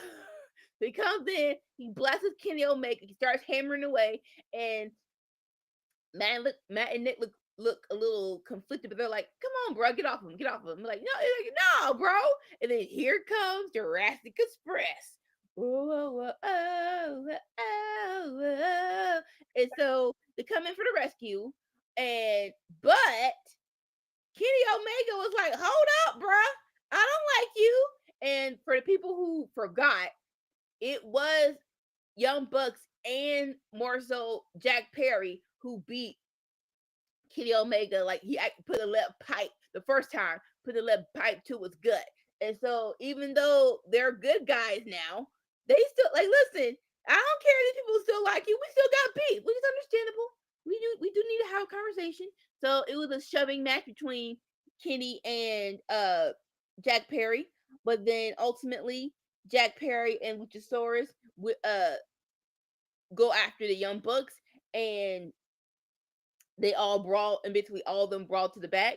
And Kenny gets rid of Josh Alexander, and then he gets the mic, and he does this heartfelt speech where basically AEW, we all love y'all, we appreciate you as all everyone who's in the stands today, and he does his patented finishing line where it's like, I must bid you goodbye, mwah, and good night. Bang! The lights go off, and the lights go back up, and someone with a mask starts hammering away at Kenny Omega, and it's freaking Andrade. And Andrade has joined the Don Callis family. Listen, I don't want anyone to be broke. I want people to do what they love. I want people to have jobs. But dang it, y'all couldn't have waited. Y'all really had to get him right after WWE kicked him off. Like, come on, AEW. Come on. Like, no offense, but sometimes when a child does something bad, you can't comfort them right after they freaking just put a toy in the toilet seat and freaking flooded the bathroom. No, they have to sit in it and understand that they're the problem. That's what I felt like. You just coddle Andrade, and he gonna learn jack squat. I don't know what the conversation was, but you can't tell me that you laid into him and and it was an ultimatum or whatever. You can't tell me that he understood. He gonna still be the arrogant prick that think that he's entitled to stuff when you are not. That's why I don't like MJF sending that tweet, sir. This is when TK should have been more of a boss, basically, than a friend. And sometimes you gotta say no to stuff. And so for me personally, I don't think Andrade learned anything. I don't think this helps AEW in any way. Like there is no point to. So you got to pop that he came back. Okay, cool, but he's not a difference maker in my eyes. So this was not for me. This wasn't needed. You could have waited until you signed him to let him sit in it, so at least he can stop being a freaking prick. Like CM Punk when he left and he went to WWE. I think there was a firm understanding of, bruh, this your last shot. You screw this up, it's over. I don't think Andrade is to that point right now. So sure. What do you think about this whole last segment? And I mean, Andrade comes back. it is what it. I mean, it is what it is. Jurassic Express coming back. I mean, it obviously puts them again, kind of in that main event picture as a tag team, which I guess is good. Obviously Jack Perry and Omega have some unfinished business, and I'm assuming we're going to get to that at some point. I guess, even though Jack Perry's now a face again, and Kenny Omega's a face, but we should put a bow on that in some way, shape, or form. I wouldn't mind seeing a match between those two, just for Right? kicks. I mean, I think Jack Perry's a solid wrestler, and Kenny Omega doesn't have bad matches, so I'm here for that. Yeah, Andrade. I mean, yeah, like you said, I echo everything you said. Which is just, it's hard to teach somebody a lesson when it feels like they fall forward, right? When you mess up and you still and you still end up in a better place than you were before you messed up. Like it's not really how messing up is supposed to be, right? So, and again, it's interesting, like you said. I think Andrade is very talented. I do think he has the ability to probably be a needle mover to a certain extent, but the Don Callis family is already stacked with guys that are very solid and Yeah. proven to be needle movers. And I just don't know, is Andrade going to take the step? Is Andrade going to be above, Josh Alexander? Because he shouldn't be. Is Andrade going to be, at the same level in the Callis family as Okada and Takeshita? Because he shouldn't be. You know what I mean? Or is he going to be treated like a Trent Beretta, which is probably where he should be treated? But in this situation where they brought him out like this and had him attack Kenny Omega, it seems to me to imply that they want to push him and make him a big deal in the Callis family. And, what does that mean for everybody else that's already been there? So, yeah, I mean, I don't think Andrade is good enough or has enough of a reputation or has proven that he deserves to be in any kind of big spot at this point. I think he's a solid wrestler, but again, I mean, beyond that, I mean, yeah, he needs to show that he can work his way up and be a solid, member of the company before he should be given any real push and opportunity. So, and again, we're going to talk about. I'm going to mention this again. When do factions become too big? The Callis family now has Andrade, and they've got the hologram clone, and or whatever that is, whoever that guy is, a beat up hologram. Uh, and Do they? so clone, CLON, I guess is what they call him. And so now we have what 10 members of the Don Callis family, and they're not even all there. I mean, they were all standing out there, and it looked like there was 100 of them, and they're still not even all there because I don't think Trent Beretta was there. I'm not sure Rocky Romero was there. So, In the back. but yeah, it's a lot. It's a lot. So, in that regard, I don't know. I mean, I don't necessarily want a lot for Andrade, but I also don't want him to be taking the spotlight. Or I definitely don't want him to be taking the spotlight from anybody else who deserves it. I like a Josh Alexander. So I guess we'll have to see how it plays out. Yeah. Yeah. Okay. And then next we got a Mark Briscoe. I think they it's like, okay, we heard y'all. So this is the last installment of Mark Briscoe and MJF. All out, and now we can move forward. But I did love this, where he's like, this is the sixth anniversary of AEW, and with anniversaries come reflection. And the past couple of months, only thing that's been consuming me has been three letters: MJF. I told you to keep my brother's name out your mouth, but I have to show you that actions have consequences. And I beat you so bad that you on a sabbatical. And now you kept talking about how I'm just here not doing nothing, and I won't be better than you. And you talking about, it's like, what do you mean by that, championships? Well, I was gonna go against Kyle Fletcher for the TNT title, but you the one who cost me that match. It wasn't for you, I'll be going for that. But unlike you, I can I know I have friends, and I can celebrate my friends when they get the opportunity. So hologram so uh hologram had was injured, so OC is gonna take over the reins, the conglomeration. I'll be right by his side when he wins. And then he said, oh, how did he end it? Because it was so cool. And so, dang it, wait, give me a minute.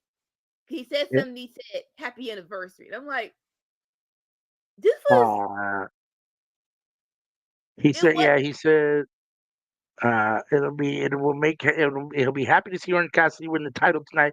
Well, MJF will still be picking tax out of his ass. yeah. He said happy anniversary. And it's just like, At the end of it. probably the most mellow Mark Briscoe, but I was feeling it. I was feeling it 100%. But like freaking yeah. And that's like it was a classic little roundabout of summing up how he felt about MJF, promoting the next match coming up. It was so solid. It was so good. Any thoughts? I enjoyed this. Again, Mark Briscoe showing his diversity, his ability to do that kind of wild, out of control promo, and then a more reserved kind of controlled promo. I thought he came across very good here. He's his promos. This is what I was talking about when we were talking about Collision. His promo, he's getting better all the time, and I thought this promo was very solid. I enjoyed this a lot. So Mark And Briscoe is progressing. he's definitely progressing, and he should be winning. Like I said, if the plan is him to win the TNT title off of Cal Fletcher, I am here for that 100%. But I on agree. to the championship match of Cal Fletcher and OC. This was good. This was good. OC was a great. I'm glad he's back because we definitely need the bodies after the injuries. And who forget that when OC was an international title champion, this is when I want to say this was Cal Fletcher's first singles match. Right after Mark Briscoe got hurt, he actually challenged OC, and it was a really good match. But it was like he was young, he was trying to prove himself. But now he's the champ, and OC's the challenger, and it was really good. It was really good. It was one there for like, oh, woo, woo, like what are we doing? Oh, okay, it didn't happen. And at the end of the match, we have hologram, but no offense, I think we all knew it wasn't a hologram. He had this broke costume on, looking like you bought a freaking Darth Vader, but instead you took the mask off and put your hologram mask on. And I'm like, y'all could have done better. Y'all could have done better with this man's costume. I'm just saying. So he comes. I want to say someone from. We thought he was going to help OC, but he actually tossed OC off the he took OC's legs from underneath him on the top rope. Cal Fletcher is a brain buster. 1, 2, 3. Cal Fletcher retains. So what more so? We see first thing first. We see with the match. I guess with the stuff with the not hologram kind of protects Orange a little bit because he didn't lose cleanly, but I don't know that having Orange Cassidy, who is a big star for AEW, lose basically his second match back or first match back. He wrestled one already, second match back, I think, right? So Yeah. either way, is what it is. It is Kyle Fletcher, so I guess kind of losing to Kyle Fletcher is also not the end of the world because he is the TNT champion at the moment, and he did have help. Yeah, I mean. The match itself was fun. I mean, Orange Cassidy is a very solid wrestler, as is Kyle Fletcher, as I talked about earlier. I can't say enough good things about Kyle Fletcher. So yeah, I mean, these two seem to have solid chemistry. They worked well together, and from a wrestling standpoint, it's nice to have Orange Cassidy back. Again, I'm not necessarily the biggest fan of his shtick, but it works. The crowd loves it, and in the ring, he's very solid. So I thought this match was very enjoyable. I don't. I'm highly critical of interference and shenanigans, and I feel like that's a huge part of AEW at the moment. I think almost every Death Riders match we have something. Now we're in the now almost every Don Callis family match we have something, and I don't want it to be where like every single important match or every single big match always has something. You can't just have a clean match. So in that regard, I don't want it to get too far out of control. But this match was fine until Hologram messed it up, I guess. Yeah, no, I totally agree with you. When it gets good and you're into it, I don't want anything. I don't want anything. Like on SmackDown, Sammy was doing his open challenge. It was him versus Aleister Black. And it was getting good. But I'm like, I know what's happening. And Damian Priest comes out. He doesn't do anything. He just comes out. And that gives Sammy the leg up to do the hoover kick. And it's like, even though he didn't do anything, he didn't interfere. I don't like it though. I just have it 1-on-1. Just have it, Yeah, especially in the championship match. In any capacity, like just have a clean finish. But yeah, agreed. after the match, Hologram starts beating up OC, and here comes the conglomeration. I saw Commander and Kyle O'Reilly and Roderick, and they we call it they fight. Well, yeah, they shoo hologram off, and then here comes the hologram and Kyle Fletcher. And like you said, this is the part where the Callis family is on the ramp standing tall, and hologram takes off the cape and the mask, and here is hologram clone. Oh, he has red pants. Oh, that's not hologram. That's evil hologram. This again, things that could have been better. This could have been better. Come on, guys.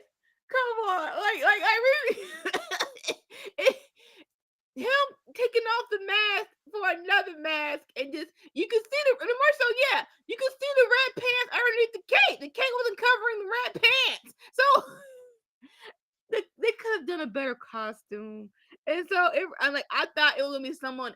I know they're doing the hologram clone look, but for some reason I thought it was gonna be somebody else. But it was just clone hologram. It's like we could have done better. We could have done so much better. But yeah, College family standing tall. Everyone's up there. They fill up the whole freaking ramp, like, and then they have the whole evil hologram lights coming on and off. Sure. Anything to say about the College family getting a little bit bigger? I mean, not Because that I didn't hey, already say before. why not? Yeah, Yeah, I mean, again, I worry about faction growth, and people getting stuck in the back burners and there'd be too many, whatever. But, it is what it is at the moment, I guess. Yeah, the whole hologram thing is a little weird. Um, but I guess we'll see what becomes of it. Not that Don Callis needs any more people, but he has more people now. So, okay. I guess it is what it is. it is what it is. Now we have a backstage segment with Renee Burkett and our CEO Mercedes Monet. And Renee Burkett is just going down the accomplishments of Mercedes Monet, and you have 9 belts. You're going for 10 belts. So what's going to be next? And so Mercedes is like, "Ooh, Renee, spitting nothing but facts. I love it." And so she's like, "It's the sixth, and this is the sixth anniversary, and we should be celebrating me." And so Renee's like, "You mean Dynamite?" Yeah, sure, yeah. And so she was like, because tomorrow next week it'll be in Daly's place, homecoming. I wish I could go, but it's fine. Uh, she's like, I've never wrestled at Daly's place, so I'm going to do an open challenge to someone who is from Florida. That's interesting, right? Because Florida, you mean Jacksonville, or you mean all of Florida? Because there's some people in Orlando that could come out, and I'm like that makes it hella more interesting of who could come out for this challenge.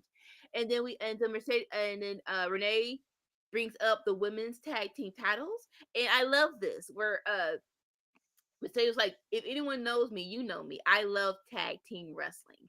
And if anyone knows better of being a tag team champion, it is Mercedes Monet. And it's like, heck yeah, shout out to you and Nene. Y'all was a good team. Y'all was a good time. I love y'all team. I do love that. So shout out to y'all.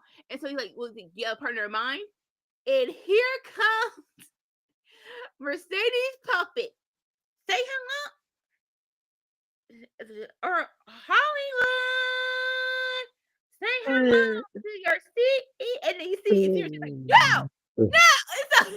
And she's like, look, it's good to know that we have chemistry. So what do you say? And so it's like they're going back and forth, like, nah, yes, nah, yes, nah. And she's like, I am never tagging with you because every time we tag, you lose. So why would I? So why would I do that again? So she walks off, and Harley Cameron's like, she's playing hard to get. And so he's like, yeah. It's like, if this has to happen. We're definitely going to do a tournament to crown the Negro champions. And if we need a Frankenstein, we're going to need Frankenstein tag teams. I am all here for Mercedes Monet and Harley Cameron being a Frankenstein tag team going for the titles. I don't know how I feel about if they win. I'm on the side of but them being a tag team would be such a fun freaking time. I would love that. Any thoughts on this whole promo and the possibility of Harley Cameron and Mercedes Moné being a tag team? I'm curious to see who she defends her title against on Title Tuesday. Which woman from Florida she defends against. Harley Cameron is probably the funnest woman on TV at the moment, so everything she does is extremely enjoyable. And her and Mercedes seemed to have some good chemistry. I thought this promo worked well with the two of them. I love the Monet puppet. And yeah, I mean, just because, for the whole can they coexist, will they get along type of situation, if you're going to Frankenstein a team, these would be two people that would be fun to Frankenstein together. So um, it'll be interesting to see if they do that. Yeah, I think a tournament's probably the best way to go about crowning women's tag team champions. So yeah, anytime I can see Harley Cameron more on my TV, and if it's with Mercedes Moné, I'm not mad at that because these two seem to have good chemistry, and this was fun. So Yeah. All right, and so here's one of our biggest matches of tonight.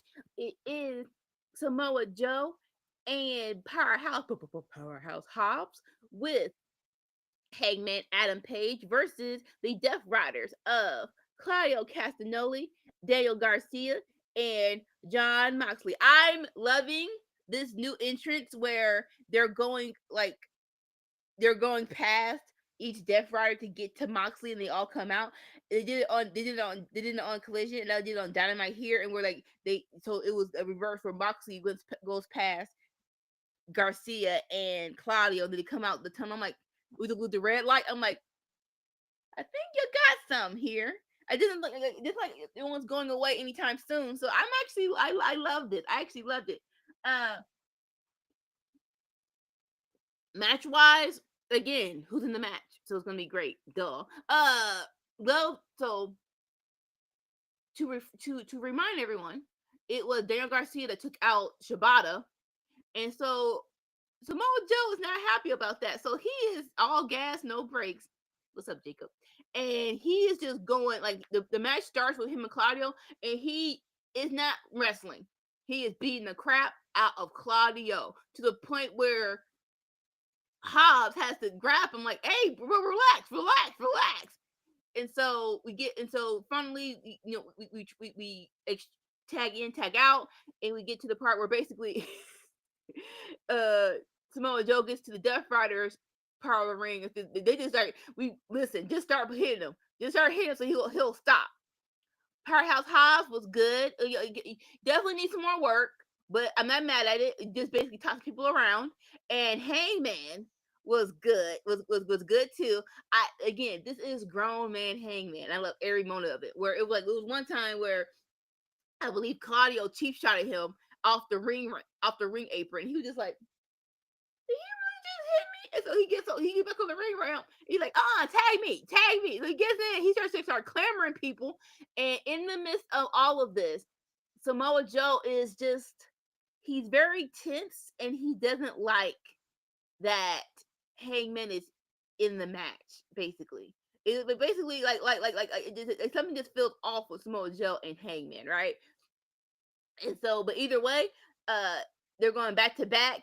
I love we get a face off between Hangman and Moxley. You know, people who just love to fight each other, like your wrestle, and I truly believe that. Sorry, you brain farts. That Hangman and Moxley, they're wrestlemates, where it's gonna like they're in the ring at the same time. You're gonna get a banger, and this was like even though it was only maybe a 1 minute of interaction, it was so freaking good. It was so freaking good, and so all in all, Hangman gives I want to say Garcia the dead eye 1, 2, 3, Hangman and Hobbs and Samoa Joe for the win. 8,000 the match. well, again, solid people in the match. Hobbs is what he is. I wouldn't call him the greatest in-ring worker, but he looks good while he throws people around. Um, Daniel Garcia is again what he is, and it's okay.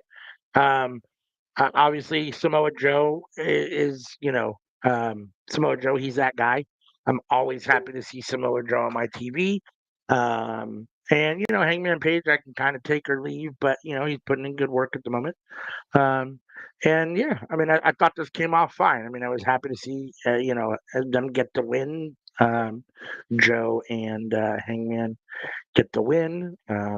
So yeah, I mean, I think it's solid. I mean, it's not a title defense, but it's another solid win for Hangman while he's champion. So I think it comes Yeah. off well. So anytime you get to see Claudio wrestle is always amazing. So Oh can never no. argue with Claudio on Oh, my TV. So just yeah, no, just definitely love him and his little. How you uppercut from the ground? Like I, like how you do that? I don't understand. But nevertheless, all right. So here comes the good stuff. So Hangman is happy that they won. He's giving everyone their titles. He gives Hop his title, and he gives Samoa Joe his title. And it was aggressive. It was a little bit of a punch to the chest. If you're going to give someone something, I believe you would just stay there until they got it. Like don't let it drop on the floor. But again, Samoa Joe is like something's off, bro. And so Samoa Joe gets the title, and he swings Heyman around like, listen, why did you just press it into my chest? He's like, what? And so Heyman's like, what are you talking about? Like, no. You doing a little, you doing a little underhanded stuff. You didn't have to press it to my chest like that. And so Hobbs was like, listen, relax, like, so they're like, no, ain't not relaxing, ain't not relaxing. So it gets heated. Security comes in, and I love Hobbs where he's pushing off security. And he's like, I got him. I just don't touch him. I got him. And so Hobbs is trying to call Samoa Joe down, but he don't tip. Like he on 8 right now. He on 8. He's like So he just shouting at Heyman, you have never beaten me. You have never beaten me. And so Heyman's like, oh, so you gonna bring that up now? Why are you bringing that up? Why are we bringing that up? And so and then he's like a bunch of curses. Just like the guy exchange, and I'm like, this should be exciting when it is. And so security still trying to break him up, and Samoa Joe comes with a punch. And like, oh shoot, here we go. And then eventually, security has broken him up, and House is trying to get Samoa Joe up the ramp. And so Samoa Joe, he's still going. I will f you. He's like, I will f you up. I will f you up. I'm like, I shouldn't be feeling this way about this, but I am.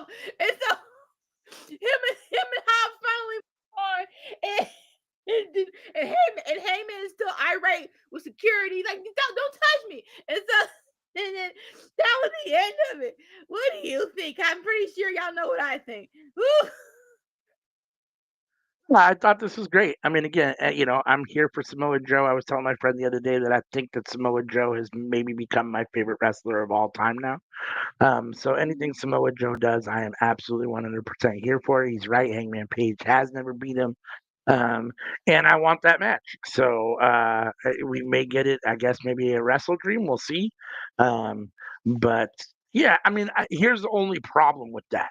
The only problem with this is that I think that Hangman gets the win, unfortunately, just because, I think we're right in the middle of Hangman's run. I don't think they're ready to take the belt off him. I think they think Tony Khan sees a big win against Samoa Joe as a huge notch for Hangman during his run, um, and all those things. So um, I could see.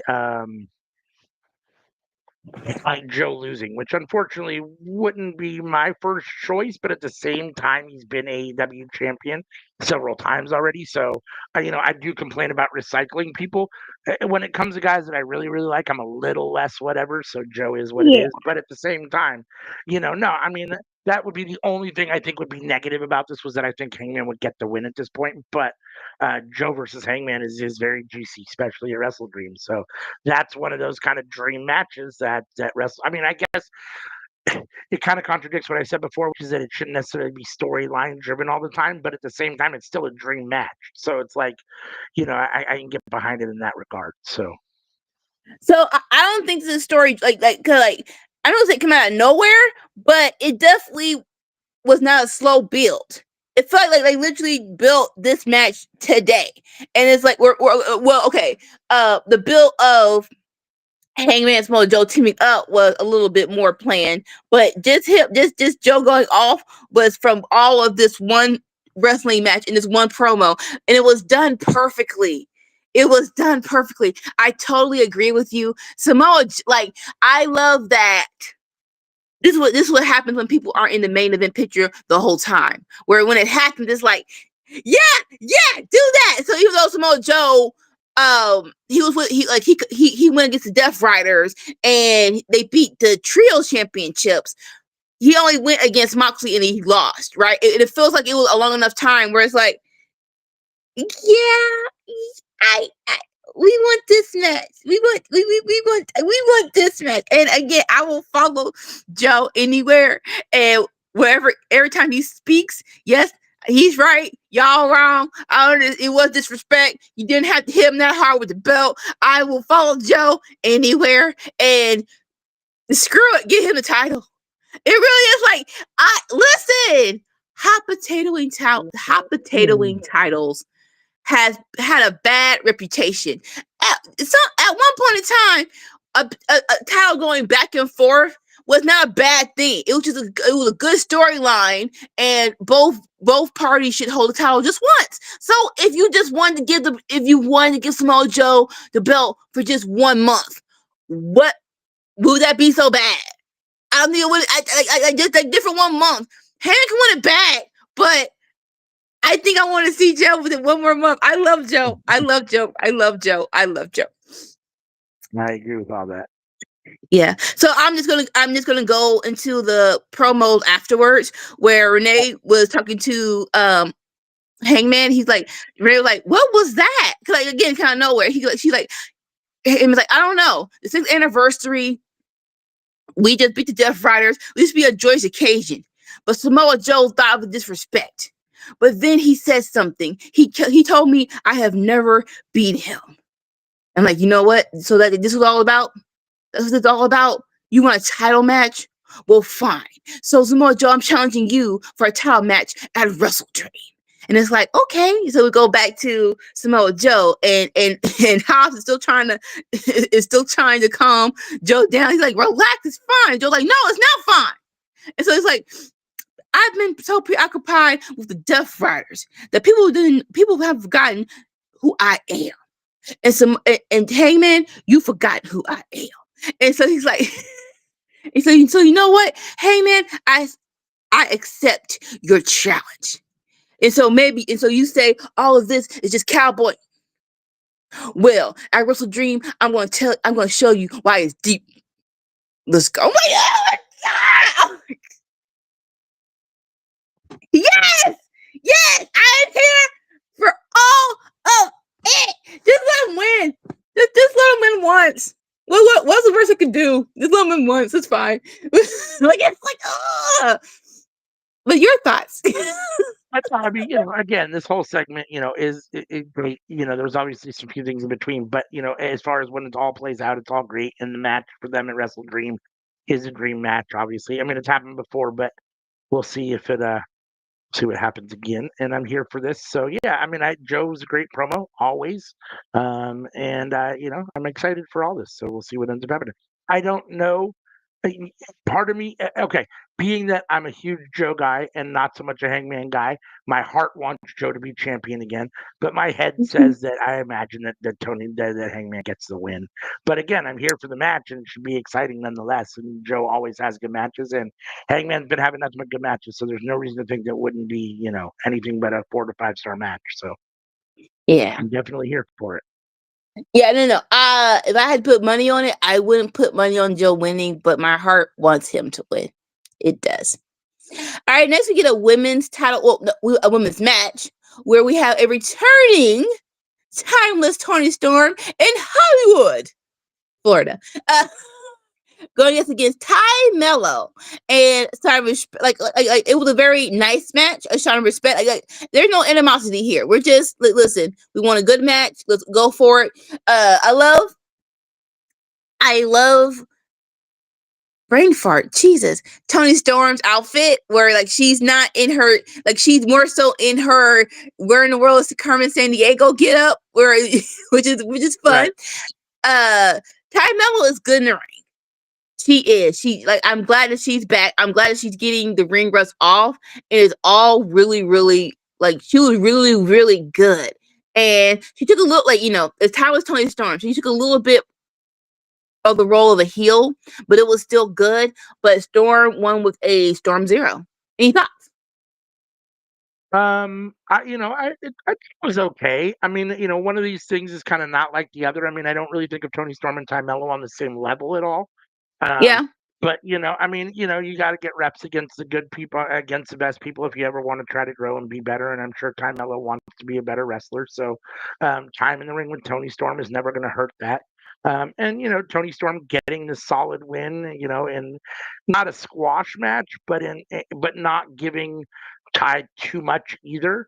So it still makes Tony look strong, and ultimately she beat Ty fairly handily, as she should be, because she's Tony Storm and she's Ty Mello. So, Mello doesn't really move the needle for me. So for her being, whatever it is with back and all that stuff, it is what it is. I mean, the women need depth, and she provides more depth because there's so many women out at the moment or not wrestling, whatever the case may be. But I mean, Ty Mello is what it is. So this was a fine match for what it was. I mean, I like Yeah. Tony Storm, and I'm always happy to see Tony Storm wrestle. So.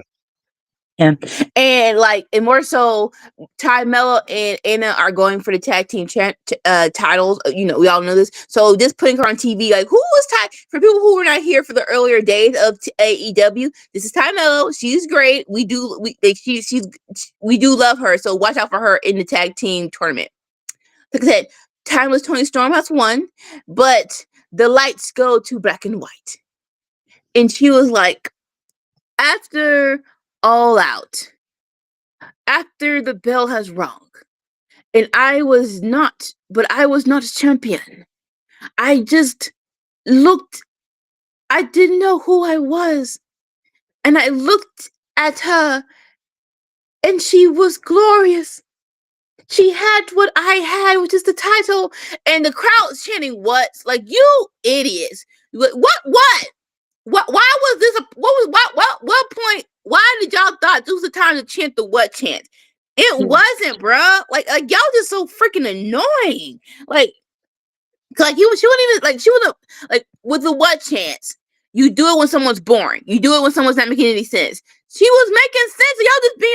Y'all just being bonehead. I hate that. So either way, so she was like, so once the match was over, I disappeared into the darkness with all the questions just flooding my head. Without the title, who the bloody hell am I? Statlander, I am not through with you yet. We need to do this one on one. You name the time, you name the place, and I will be. She just drops the mic because she doesn't know who she is. So will she be timeless? We don't know. We're like, oh. For the people who love the promo and wasn't basically dicks, yes, the promo was great. But what were your thoughts on this promo? Good, the promo. I mean, my only issue is just, again, the kind of the recycling. And I understand that, like, they still have stuff to finish, and there isn't a total bow on Chris Statlander and Tony Storm. I just don't know that I need to see them run this match back right away. I know it was a fatal 4-way when Chris won, and it wasn't a one-on-one. But I just don't know that I need to see these two face each other right away. Only because here's the thing, like, yes, you're right to a certain extent. Hot potatoing the title isn't a terrible thing, especially when you have a bunch of qualified people and anything can happen on any given day. And when you don't have enough title swapping, it does start to feel like, oh yeah, a clear reminder that this is really scripted and that they're deciding in the back who's going to win. As opposed to more natural, like, with UFC or boxing or real sports where they actually change on a regular basis. So in that regard, I see that. I just don't know Chris Statlander has to get the win here in theory because it's been a very Yeah. short time, and to give the belt back to Tony Storm right away seems like why would you even give it to Statlander then? And I just don't know that I'm ready to see Chris Statlander beat Tony Storm in a singles match 1-on-1. I don't know. Yeah, she's the women's champion. I still think that she's the women's champion because she won in a fatal 4-way, and I just don't know that. So if she beats Tony Storm, which she probably needs to do, it makes Tony Storm probably look, I don't know, whatever. And I don't, it feels like Tony Storm should be beating Chris Statlander in a singles match, and I'm not sure that that's what you want to have happen yet. So I just don't know. You don't want to put the belt right back on her. So I feel like this match is being rushed a little bit. But at the same time, I guess it is what it is. We'll see what ends up happening. I mean, my head says that Chris Statlander gets the win, and then Tony Storm, because she doesn't know who she is, and after the second loss, maybe goes away for a minute and comes back as either Tone Timeless again or some other recreation. I don't know. I mean, we'll see what ends up happening. But yeah, I can't imagine that Tony's winning and then she loses, and that's no good for Tony Storm. What happens to Tony Storm? So I don't know. I'm torn. Yeah. No. I think they're doing this match just to solidify that Statlander's winning. I agree with you. In my mind, we need this to be like, hey, Statlander is champ. This wasn't a fluke win. She is going to be a champ for a hot minute. I'm hoping that they don't put the belt back on her. Because anything's happened. Anything is possible, right? So it's like we can't put it towards chance. But right now, I am 75% sure that that Statlander is beating Tony Storm. We're in the same boat. All right, and so we have a video package of Sammy Guevara. He's the head of LFI. When the freak did that happen? Was that on Ring of Honor, or that wasn't on Collision, was it? I don't remember that being anywhere on Collision, so no. But basically, Sammy's calling out Eddie Kingston, but his pump behind isn't going to face him. He is going to. What's the word? Hire Dralistico to go against Eddie Kingston on Collision, and I love Eddie Kingston. And so he's like, oh now Sammy knows how to speak Spanish. All right, look here, dog. It's just like, this is why I love you. And he's like, listen, I'm gonna speak to Dralistico. Listen, don't get in trouble because some other dude's speaking for you. All right, because I ain't gonna beat his behind. I'm beating yours. Be doing this on Collision. I'm like, we're gonna give him more. I know we're doing a slow build, but like, oh my, like, can we do it? I just want him now. I just want him now. Please and thank you. Any thoughts on any of this? The whole thing's very bizarre. As far as Sammy Guevara and LFI, like the whole thing is weird. Like, yeah, I mean, I don't even remember the last time I saw Sammy, let alone him with LFI. So him being the leader of LFI is really weird. And the whole Sammy Guevara is ready for Eddie Kingston, but it's not going to actually be me who's wrestling. It's going to be Dralistico. It's like, what are we doing? So, but yeah, I mean, Eddie can make anything great, right? So Eddie's response, and he's right, don't let anyone speak for you. And unfortunately, Dralistico is going to be the one catching the ass beating. So, I mean, it should be a fun match. Dralistico's a solid wrestler. Eddie Kingston, I'm always happy to see Eddie. So yeah, I mean, I'm assuming that this ultimately leads up to Sammy versus Eddie down the road once Eddie beats up all of Sammy's, henchmen or whatever, LFI mates that he's going to send to him. And I mean, I guess this is okay for Eddie to get his feet back underneath him, but it does feel, especially with Sammy Guevara, who has been behind the paywall for a long time now, it feels like Eddie used to be in the main event picture, and now he's definitely not. So again, we'll give him a minute. We'll see. He's got to get his legs underneath him in a few matches, and we'll see where he ends up. Yeah, I mean, I already want more for Eddie than just Dralistico and Sammy Guevara. So, yeah, no, most definitely. All right, so next match we have the Swirl, which is Blake Christian and Lee Johnson, going up against Gates of Agony, but we are now shortening it to HGOGLA. Like, all right, cool. A little bit of difference. If, see if throwing stuff out the window, anything helps. Then it's not stupid Name. All right, cool. So Gates of Agony, GOA. All right, cool. And so this match was good. I actually like this match. Gates of Agony are so. I'm glad they're getting this spot because I've been a fan. And it's just a matter of like just using them properly, getting them in the right situation. And so I am glad that they're on TV more and more. Blake Christian and Lee Johnson. I'm not overly invested, but I want them to succeed. I just don't know what that is right now, you know? So it's like I'm not sure who they can beat to get better or get solidified. But right now people just gotta beat you because you're there, basically. Sorry. But yeah, GOA gets the win. Any thoughts on the match? I mean, with the push that they've been getting and being teamed with Ricochet, GOA should be getting the win here. Blake Christian and Lee Johnson, unfortunately, uh, Whirl, are here to take losses. It's unfortunate. They might be, a bigger deal behind the pay window for Ring of Honor, but on AEW, they're just here or on Dynamite and Collision, they're just taking losses. So, yeah, I mean, I don't know what more. I mean, ideally, they're both solid wrestlers. I like Lee Johnson a little bit more than Blake Christian, but they're both solid wrestlers. And in theory, I want more for them. And if that more is at Ring of Honor, then they should probably just stay there. I know I don't get to see it because I'm not, I don't watch Ring of Honor like that. But Yeah. as opposed to just, I don't think it does them any good to just come out and lose regularly on Collision and Dynamite. So whether it's as a singles or a tag team, so it is what it is. Gates Agony should get the win here. They looked really solid in what they did, and again, they're progressing as well. You can see that they continue to get better all the time as well. So yeah, I mean, very high on Gates Agony at the moment and the Ricochet trio. So yeah, this is exactly what should happen, and it was enjoyable. Yeah. All right, and so, but even before they do a celebration, but we heard people. We heard people. Like here comes Hurt Syndicate, and I am not mad. We are in Florida, so MVP takes the mic, and he was like, "Any 786 up in the house? Yeah. Any 305s in the house? Yeah. Like. So you should tell me.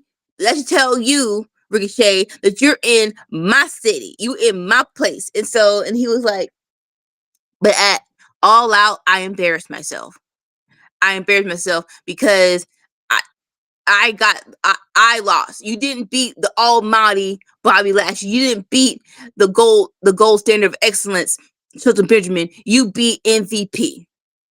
And so like, no. But you know what? So I'm not gonna try to wrestle anymore. I know that I've lost a step, but I still know how to fight. So I'm challenging you, Ricochet, to a street fight next week in Jacksonville, Florida, homecoming. And so Ricochet was like, listen, you street fight. If that's how you want to get beat, sure, I accept your challenge. All right, cool. Not mad at it. It was a solid promo. It wasn't super long, so it wasn't bad. So next week is street fight. Cool. Any thoughts? Yeah, I mean, I'm a huge MVP guy, but I think he's right. I think he hit the nail on the head when he said he's probably lost a step. And even though it's going to be a fight and not a wrestling match, I'm still not sure that I need to see Ricochet run circles around MVP. And that's ultimately what we're going to be seeing. And I hope it doesn't make MVP look even worse than he did already this last week, because I thought he looked a little overmatched this last time. So that being said, it is what it is. I mean, I much prefer MVP just stay in his lane and be the manager and the talker. But I also understand that the way the Hurt Syndicate has been presented, that they're all partners and that he has his weight to pull to a certain extent, and he feels like he didn't do that. So he's got to have a chance to try to make that right. So I mean, we'll see what ends up happening next week. Ricochet's got to get that win. There's no way that Ricochet, with the push that he's been getting, is going to lose to MVP, who wrestles once a year, right? So I just don't see that happening. But I mean, not without help. I mean, I suppose if MVP gets help from Bobby Lashley and Sean Benjamin, which I'm sure in a street fight it'll end up being all 3-on-3, right? It will end up all Yeah. 6 guys will end up being involved. So that's the glory of being in a street fight, right? Is that MVP doesn't have to do it all himself. He can bring in because there's no DQ and all those things. So, but yeah, I mean, I don't know. I just don't know that I need to see MVP wrestling anymore or fighting anymore. But we'll see. I mean, it could very well be fun. I'll hold my comments till I see what it actually comes out at the end. But I'm a little leery about MVP, fighting again or wrestling again after what it looked like last week because it definitely looked like he was a little mismatched last week. Aw. So Like, at least for the street fight, that's no DQ. There's a lot of smoke mirrors to hide the offness. So if nothing, it should just be like you said, it should be a fun time. We'll see what happens. All right, and so next up, real quick, yeah. So we have another backstage segment with the Callis family, more so Don Callis with Okada.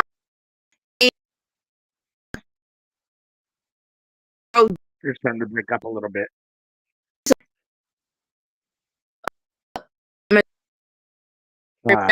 Still breaking up a little bit. Try again. Yeah. Still breaking up a little bit. You hear like every third word. Is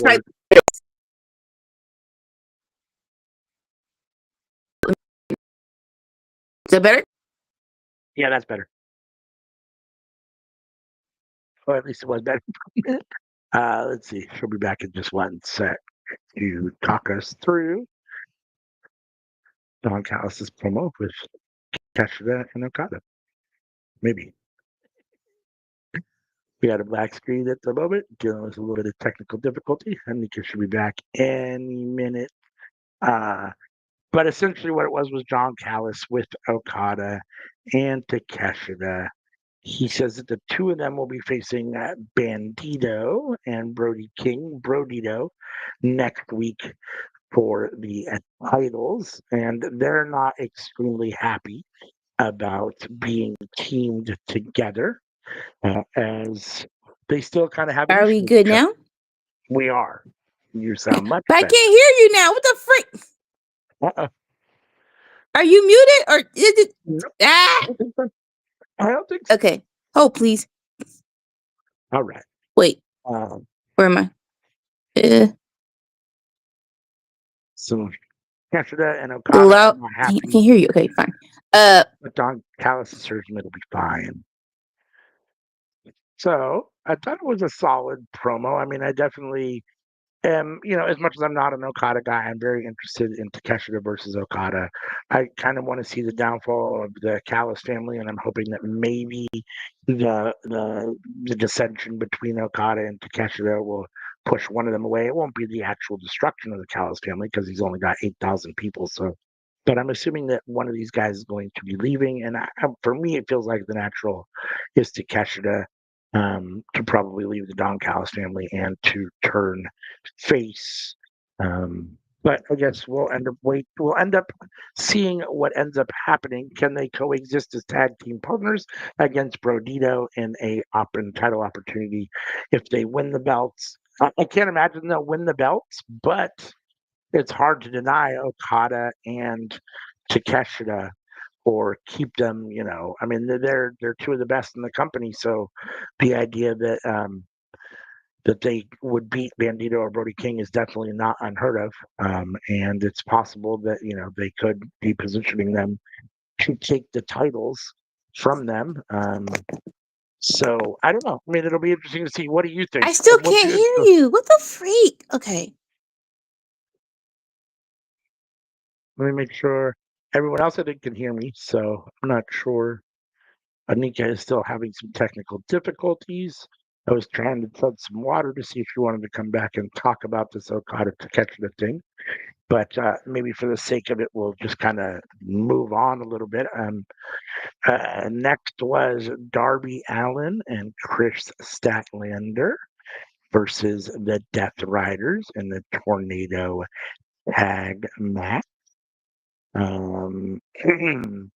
Marina Shafir and Wheeler Yuta versus Darby Allin and Chris Statlander. Can you hear me now? Yes. My Okay.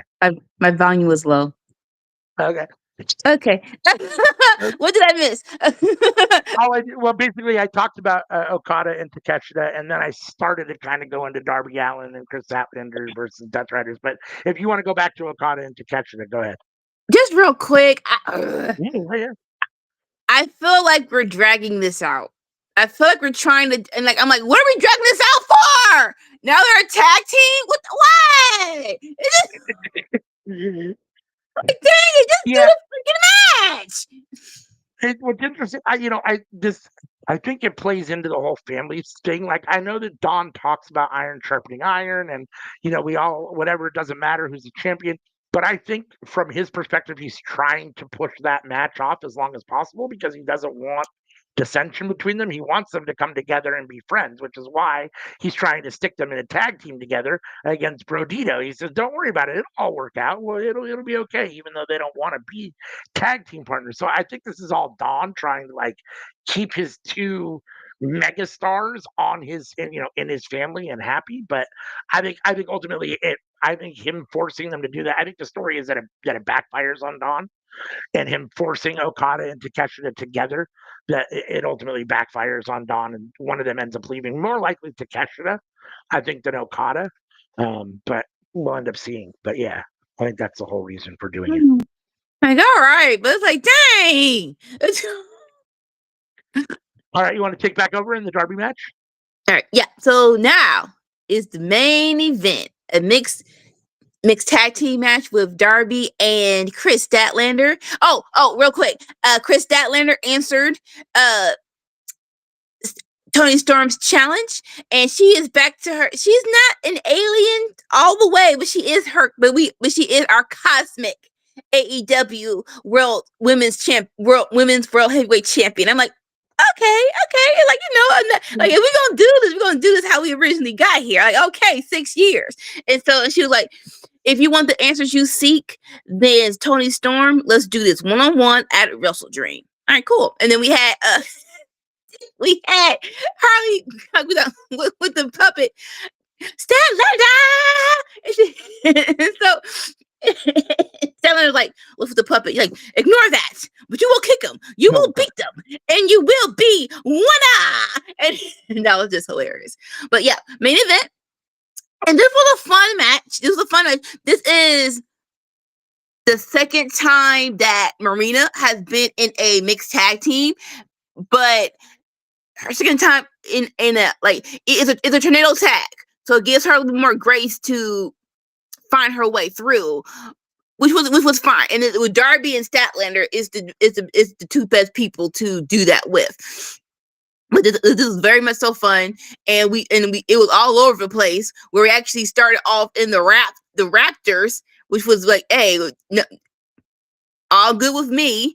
And I love a couple of Marina's. I'm gonna showcase Marina because it was her time to shine just a little bit. I love her leg scissors on Statlander. I laughed because they called it something else when Rhea was doing it. But yes, the leg scissor choke out with to Statlander. Statlander is strong, so she just carried her to the ring, the ramp, and just popped her in. And Yuta was really good too. Like as someone, like, this was her main event where it was just her and Yuta. I'm like, all right, and Darby was just Darby. Like there's nothing else to really say about that. Thumbtacks got involved, and and this was a very crazy move where Statlander. I thought it was a mistake, but it turned out better. Where I thought she was going to basically just toss Marina's back onto the thumbtacks, but no, she actually just lifted her up and just slammed her foot to the thumbtack, like, oh. As for anyone who has stepped on anything that got into the skin of their foot, dang it, man, it really was. Marina was still a little. This beforehand. I'm going all over the place, but just bear with me. Marina, she tried a 619 into a leg scissors into a basically a DDT with her legs. It wasn't 100% clean, but she got it off, and then she flipped off the crowd, which was hilarious. I'm like, yes. When it's out, like just until because the crowd is petty, they're gonna boo you, so you have to flick them off before they can't even say anything. I love that. I'm pretty sure, and now's table was no, and so Yuta had some freaking dust, and so he missed aimed at Darby and aimed at Marina, and so Marina started choking Yuta out because she thought it was Darby, and then that helped Darby and Statlander. Statlander did the 450 splash for the 1-2-3. Statlander and Darby for the win. Any thoughts?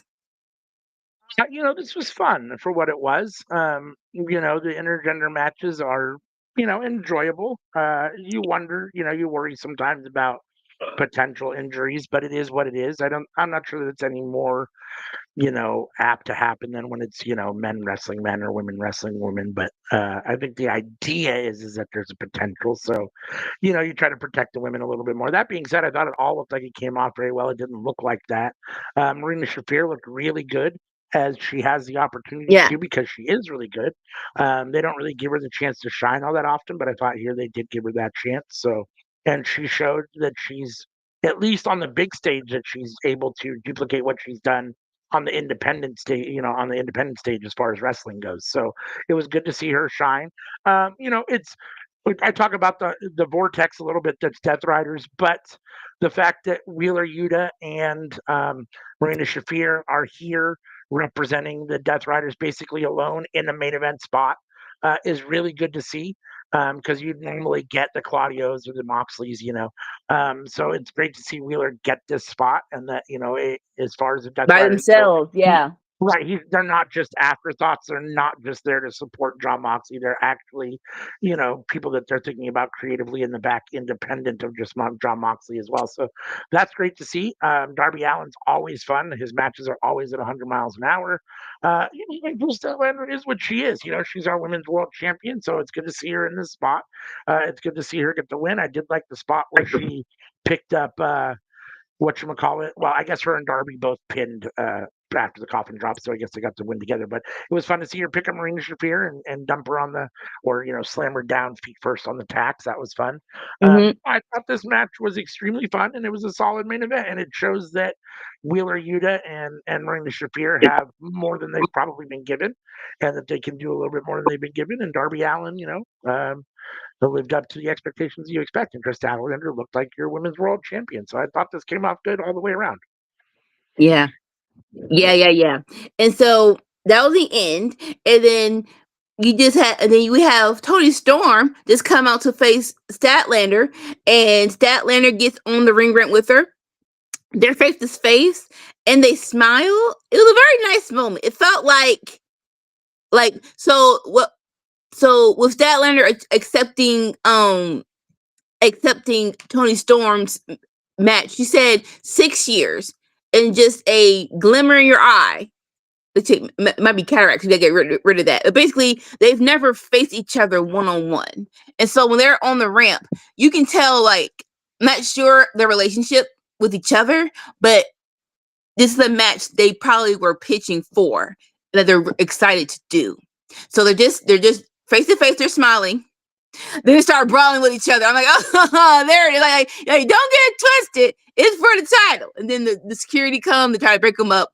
And while that's happening, here come the Death Riders to beat up on Darby. More so Pac with the clothes on, and sir, can you leave the trunks on? You go clothes on and hair. It's weird. Give us, it gotta be one or the other. It cannot be both. I'm just saying. And so, then here comes Claudio. They beat a very beaten down Darby. Pac has a freaking belt, put a big freaking belt around Darby's neck, and basically choking him out. And Moxley just has the he has the mic. He's like, all right, Wrestle Dream. this will be the first time that you will quit. He's like, I'm not sure how I'm going to do it, but trust me, at Wrestle Dream, I will leave you on the mat and you will say the words you have never said before. I quit. And so he drops the mic. Pac finally lets him go. Now without clotheslining him first, it's like, sir, I know he kind of hurt you, but dang, you didn't know. But that's the end of Dynamite. So what are your thoughts on the whole Tony Statlander showdown and the ending of Darby and Moxley? This is a solid ending because it both leads to Wrestle Dream. It builds up the Darby Allin John Moxley match for Wrestle Dream and Yeah. Statlander versus Tony Storm for Wrestle Dream. Again, I talked a little bit earlier about Wrestle Dream and wanting dream matches and not necessarily them being, full on, AEW storyline matches, but these work. I mean, to a certain extent, Yeah. these matches are what they are. I mean, Moxley and Darby, we've seen this a couple times, but it's been good so far. I don't know what Yeah. more they can do. I don't know what more they can do. It'll be interesting to see what more they have in the bag for Yeah. Wrestle Dream. Because I thought the coffin match was pretty perfect for the two of them in It some was. regards. Like, I don't know how you can really surpass that for these guys, but we'll see what they do in the I Quit Yeah. match. And Statlander and Tony Storm should be fun. Statlander is going to get the win, but it should be fun. I don't know who's going to win between Darby and John. That is, I think, is very up in the air. Yeah. I thought this was a very solid show. This was a good way to end Dynamite. And I thought this was a very solid Dynamite. It had the star power that I was missing previously on Collision. As far as, you had stars teamed up with stars, right? It wasn't just like stars against nobodies like it was on Collision. So I thought this was a solid show. I thought the main event was good. I thought it did a lot of building towards um, Wrestle Dream, got a lot of Samoa Joe. So in those regards, I'm happy. So I'm going to give this a solid B. I thought this was a B. Gave Collision a C. I'm giving this a B. We're on the same boat. This was very solid. There's nothing, I'm trying to think, nothing egregiously stupid. It was just like the whole Sammy thing was like, huh? Yeah. I did not like Andrade coming back, but that's Those are the y'all few things that keep decision. it from being an A show. So, right? I mean, those Yeah, are the few things that keep it from being an A show. Yeah. like that's So y'all we're both on the decision. same Y'all, page. y'all do what y'all gonna do. So yeah, I agree with you. Solid B. Solid B. So, Collision got C's and Dynamite got B's. So, if anyone that knows how to grades work, a C is better than a B. So, as a result, this week, Dynamite is our winner for Winner's Circle. And Dynamite takes the win again. But both, Dynamite was a solid show. I don't know if I'd go back and watch Collision, but definitely go back and watch Dynamite. The 6-year anniversary was good. It was solid, so it's definitely worth going back and watching if you haven't watched it. And it does build up to Wrestle Dream, so there is some important stuff that does take place on there. That if you're interested in all that goes on AEW, you don't want to miss that. So if you haven't watched it, check it out. And I guess that brings us to the end of our episode for this week. We'll do a little house cleaning as we like to do, and then we'll get up out of here and give you guys the rest of your Saturday. So every Tuesday night, join us for the cookout where we all come together and talk about what's cooking up in the world of professional wrestling. Come for the wrestling, stay for the chaos. 7:30 p.m. Pacific, 10:30 Eastern, every Tuesday night. Friday nights, it is Friday night fights where Anika, sometimes alone, last night was alone, watches SmackDown. Sometimes she has Sammy. They watch SmackDown live and give you their real-time reactions and opinions to the show, starting at 5 p.m. Pacific, 8 p.m. Eastern with the start of SmackDown. Then on Saturday mornings, which are here with us now, it is the Winner's Circle where myself and Anika review AEW Dynamite and AEW Collision from the Saturday and Wednesday before, give each show a grade and pick a winner. So this week's winner was AEW Dynamite, as both of us gave the B, and Collision got C's this week as we're heading into a Wrestle Dream. Wrong one. Let's see. You can catch us on all of these social media platforms and interact with us. If you scan this QR code, it'll take you to the link tree and you can get to all our social media from one place. If you don't want to scan the QR code, you can just go to any of these places and interact with us. We're on all of these social media platforms. We love to hear from you guys and interact with you guys. Last but not least, you can catch the audio version of the Cookout podcast if you don't have time to sit and watch, or you just want to, you prefer to listen to it while you're working out, running your errands, doing whatever it is you're doing, cleaning your house. You can enjoy our golden vocal cords on all of these podcast platforms, and you can catch the Cookout audio version. So I think that covers everything, unless you got anything else, Miss Anika. We'll Nope. do as Dolores does and cut out the lights and say until next week, peace. Bye. Oh, shoot, I hit the wrong button. Ah, sorry, I hit the wrong button. Technical difficulty, my bad. Let's try this again.